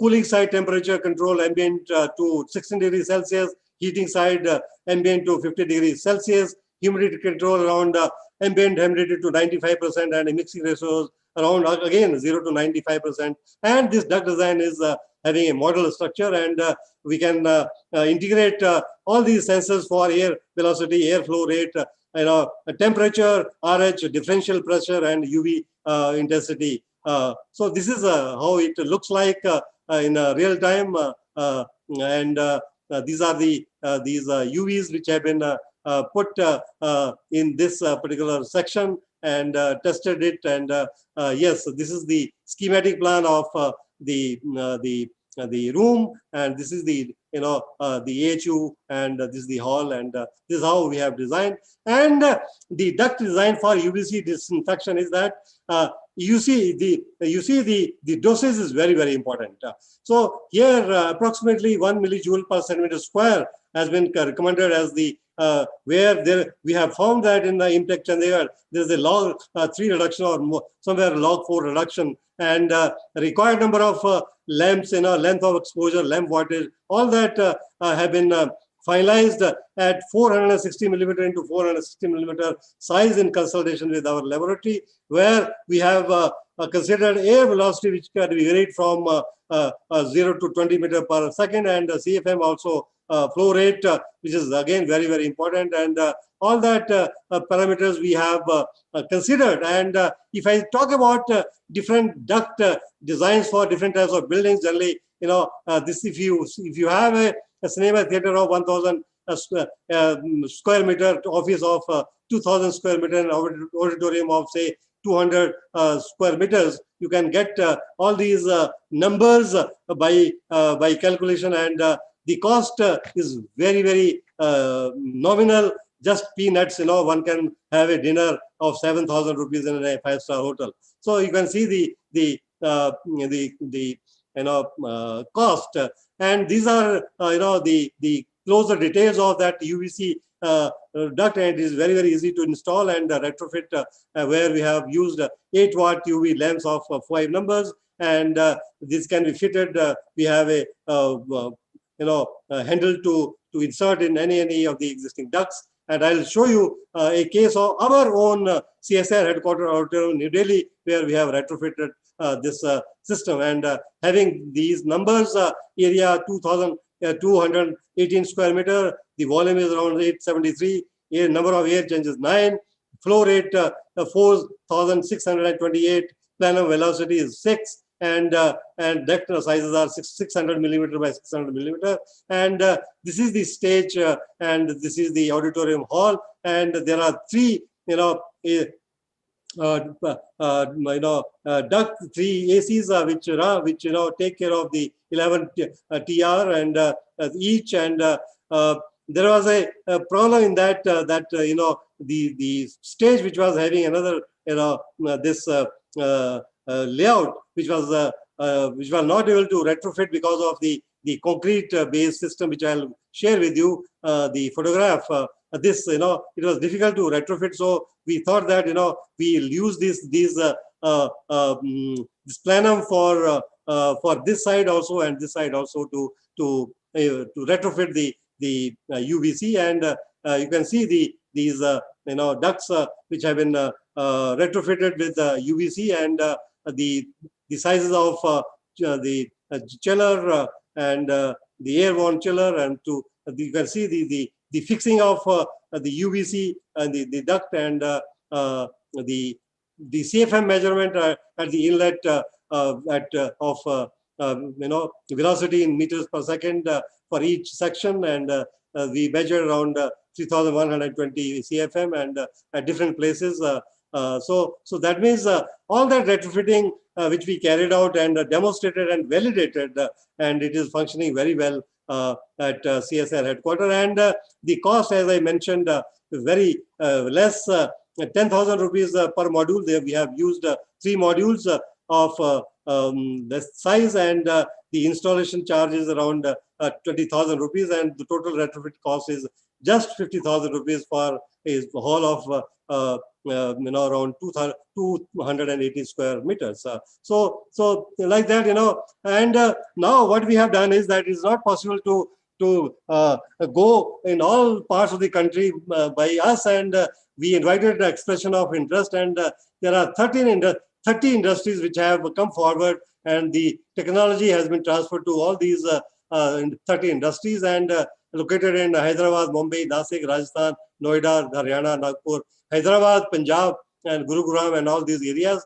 Delhi also, Magneto, Clean Tech, and many places, and many other industries are coming forward. So that those who are interested, and I was told that there is over 1 lakh order for these people in a span of 15 days. There are several building case studies we are doing now. NPL Meteorology Department in Delhi, that we are doing retrofits, and yes, another very good example of NML, that we are doing at this TIF, Tata Institute of Fundamental Research, Mumbai, and then yes, Bangalore National Aeronautical Laboratory, and yes, we can calculate for different cross section of the duct, as I gave you example of this using these numbers. So 8 lamps are required to retrofit. So like that, and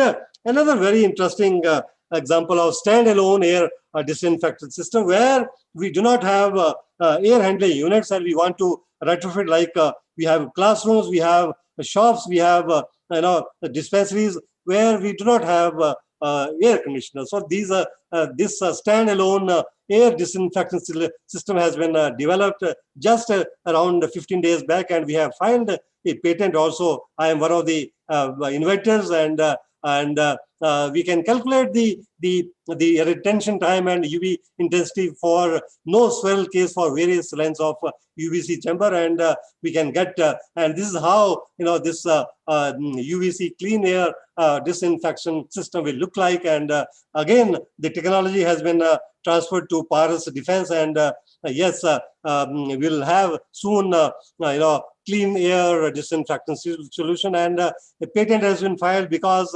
there is a USP involved, that what is the unique selling point of this. So it has several advantages of swirl motion and UVC doses, and yes, noise level, and weight and cost and all that, and yes.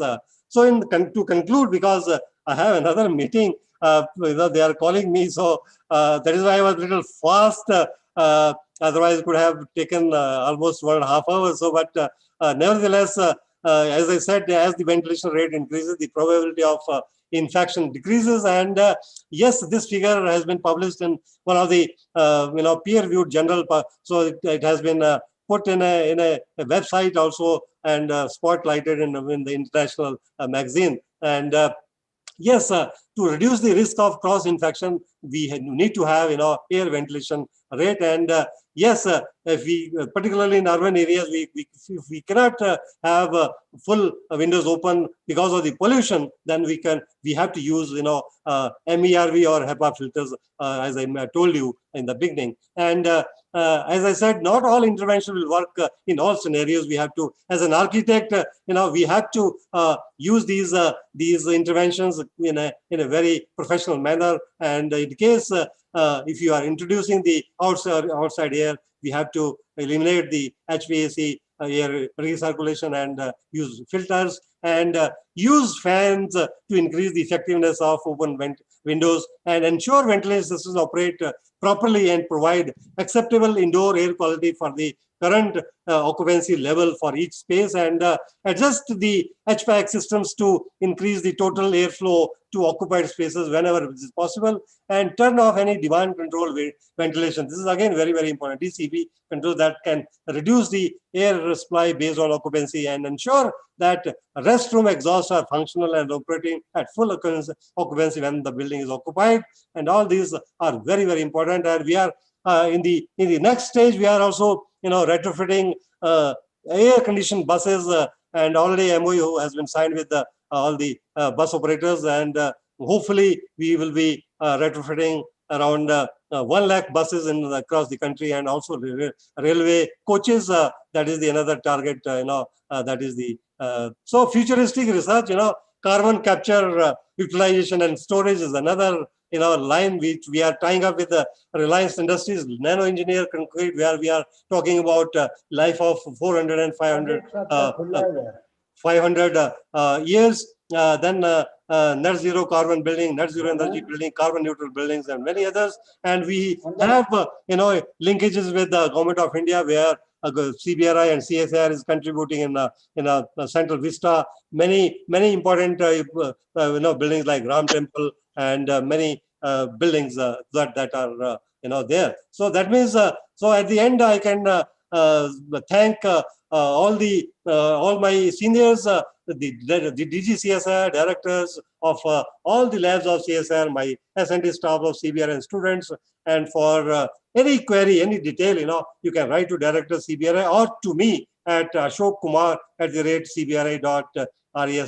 Thank you very much for your patient listening. I was a little fast because of another parallel meeting. We are having a vision document discussion at 6 o'clock. There are reminders to me. So if there are any questions, I will take those questions on mail. And please excuse me, Kuldeep ji, because I have to leave at yeah. So. Thank you, Dr. Ashok. Thank you for sharing your very, very detailed technical research project with us. And I wish you to have patents very soon. And thank you very much for sharing. We'll surely have. I would like to have your one is your app, and another is your guidelines part 2. If you can share with us, we will share with our practicing architect group. Sure. We are going to launch the app very soon in the Google Play Store, maybe in the month of July. We have already got the approval from the competent authority, and this will be very, very useful. There was a hand raised by architect Suman, I think, but the point is I don't have time. Maybe you can send me an email. I share with you. But yeah. Thank you very much. Sorry for the interruption, and namaskar sabhi ko, or hello, adab, sat sri akal, और जैसा मैं कह सकता हूँ, there are many seniors, and apologies for getting early, because I have to exit. Thank you very much. Thank you very much. Thank you. Asha, if Architect Jeet Kumar ji sir is there, if we have any question, we can ask sir. Sir, you are okay to take question? No problem. I can take. I think we need to open. Oh, 1 second. Yeah, we can open for discussion also. One of the thing, I mean, obviously, we have rushed you in a time. I think we required another session with you, and that is a demand. But I have one, I mean, a small lighter note question. You said Albert Meyer has, when he designed, the plan one, that was the central body. The water body was in the middle of the city, let's say. Whereas Corbusier has put the entire thing on north of the city. I mean, it is on a lighter side, 70 years back. Did he have any intention, or it is intentional, or he has some knowledge of Indian Vastu also? Because that is as per Vastu. So in fact, what I was talking about while planning the capital complex, Albert Meyer wanted Sukhna Chowk to be integral part of the capital complex, the positioning. So the capital complex, the Sukhna Chowk had two prongs, two flanks. So he wanted to keep it, he wanted to make it integral, water to be made integral part of the flow. So that when you go from one building to another, you cross over that, the river, and you use the bridges. But Caboose, he had something in mind. So he shifted it to the western side, capital complex, bodily, shifted it, made that, Sukhna Chowk clear, and right in the head of the Sukhna Chowk, that between two prongs, that area which was coming, that was low-lying area. He dug it further, 14 meters down. Then he created a dam and converted that into a lake. So that was the context. It was never happening with the, any Vastu. He never believed in Vastu, neither that Vastu there. But it was only, creating a water body, because Chandigarh had no water. And Chandigarh, though it has no perennial, like you have a Musi river flowing near you, we don't have any perennial source of water except Gaggar, which is, flowing far off. And that is the reason that he wanted, there should be a water body as integral part of the city. And all these big cities like Paris, London, you find, they are located right along the banks of the great river. And the city is spread on both the sides. And, those water bodies remain as integral part of the city itself. So that is the context he wanted to have. Ajit Kumarji, it was very nice, excellent topic. Although we have been listening about Chandigarh city and we have visited quite a few times, but it was extremely well explained. Like you said, it was more like a storytelling. Actually, the way you have presented it, it was extremely beautiful and very, very nice listening to it. And only thing is that I just wanted to, because I had not actually read or any such thing, but I was briefed by many years back that this Chandigarh, the success or failure of because this being the only planned city in the country, they wanted to study the impact of its thing on the general public, and what are the actually, how did it perform by actually sort of segregating all of the entire city into sectors, and most of the offices are, placed in one particular area. So when somebody was telling me, I'm not very remember the whole thing, but people were talking about the security of the women folk who because the entire area is a residential area. It's not typically like any other undeveloped, not a planned city, unplanned city like Hyderabad. Generally, the mixture in every residential area, there's a lot of mixture of uses. I mean, there are a lot of offices within that area or certain commercial into.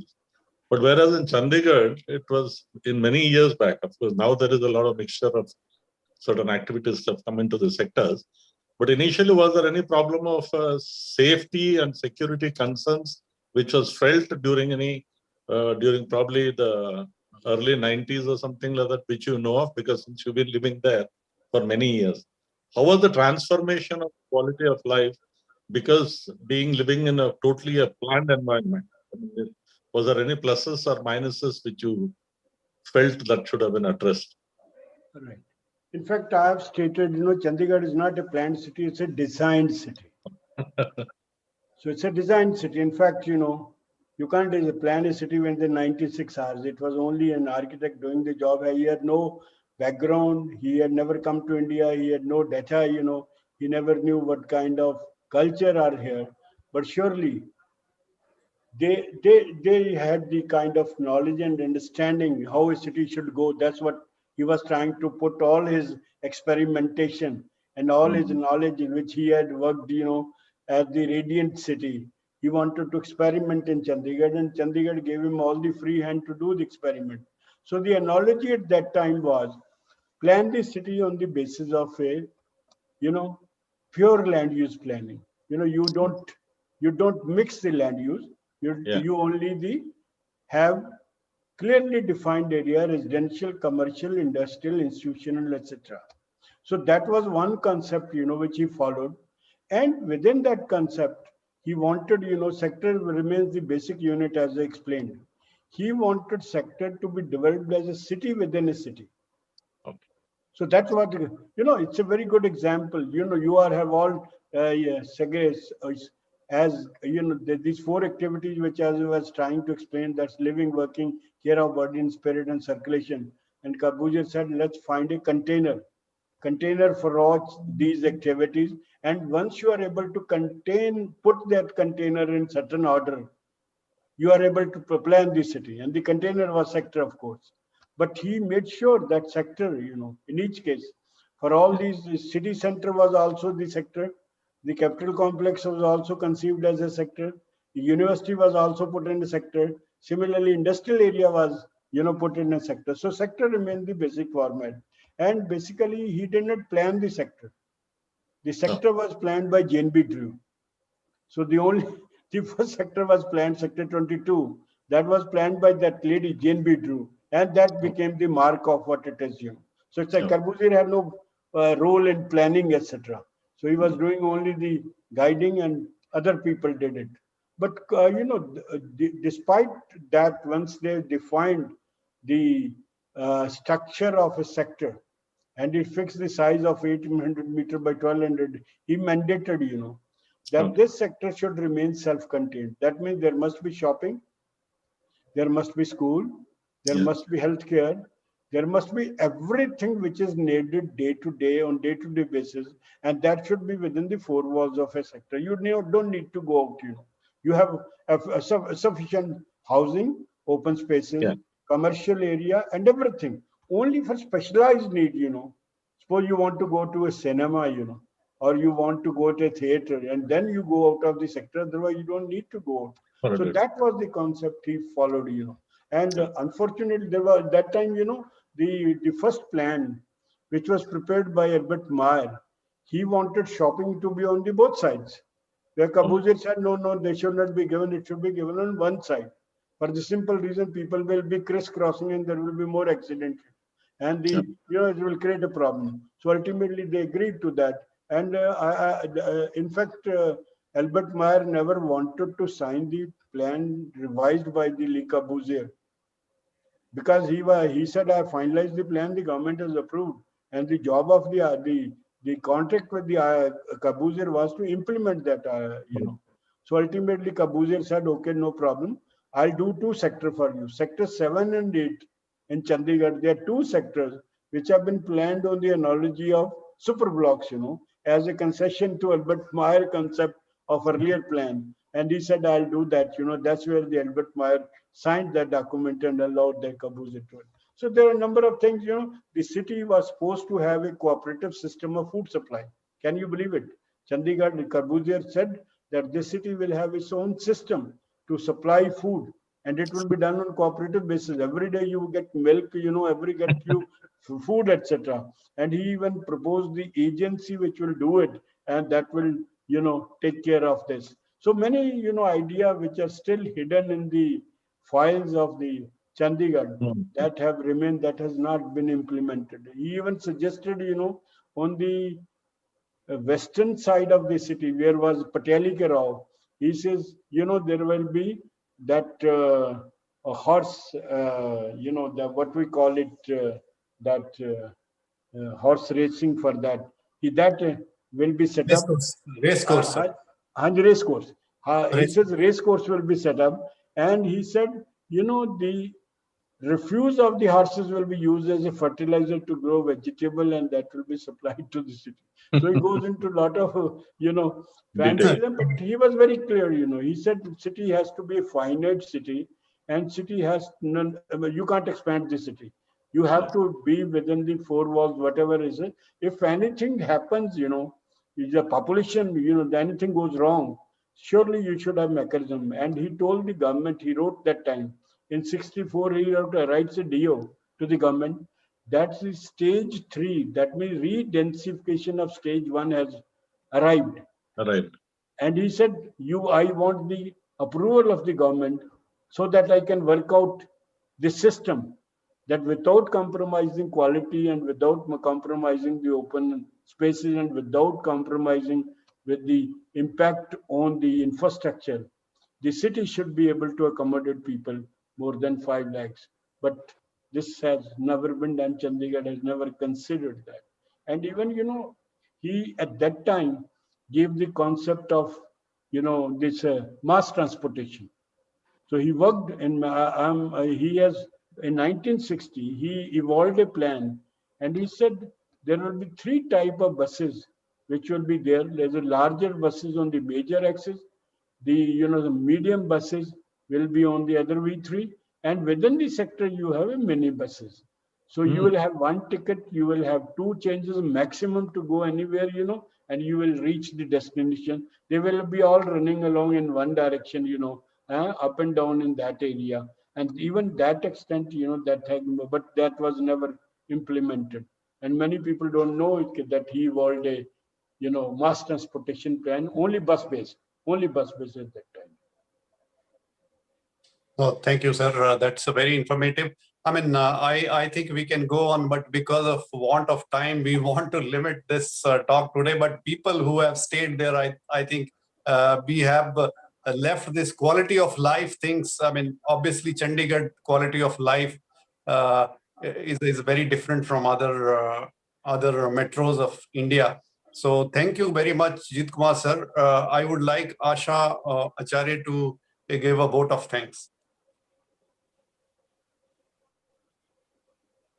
Asha, your audio is mute. Good evening. I would like to thank both the speakers, Ajit Kumar Gupta, architect.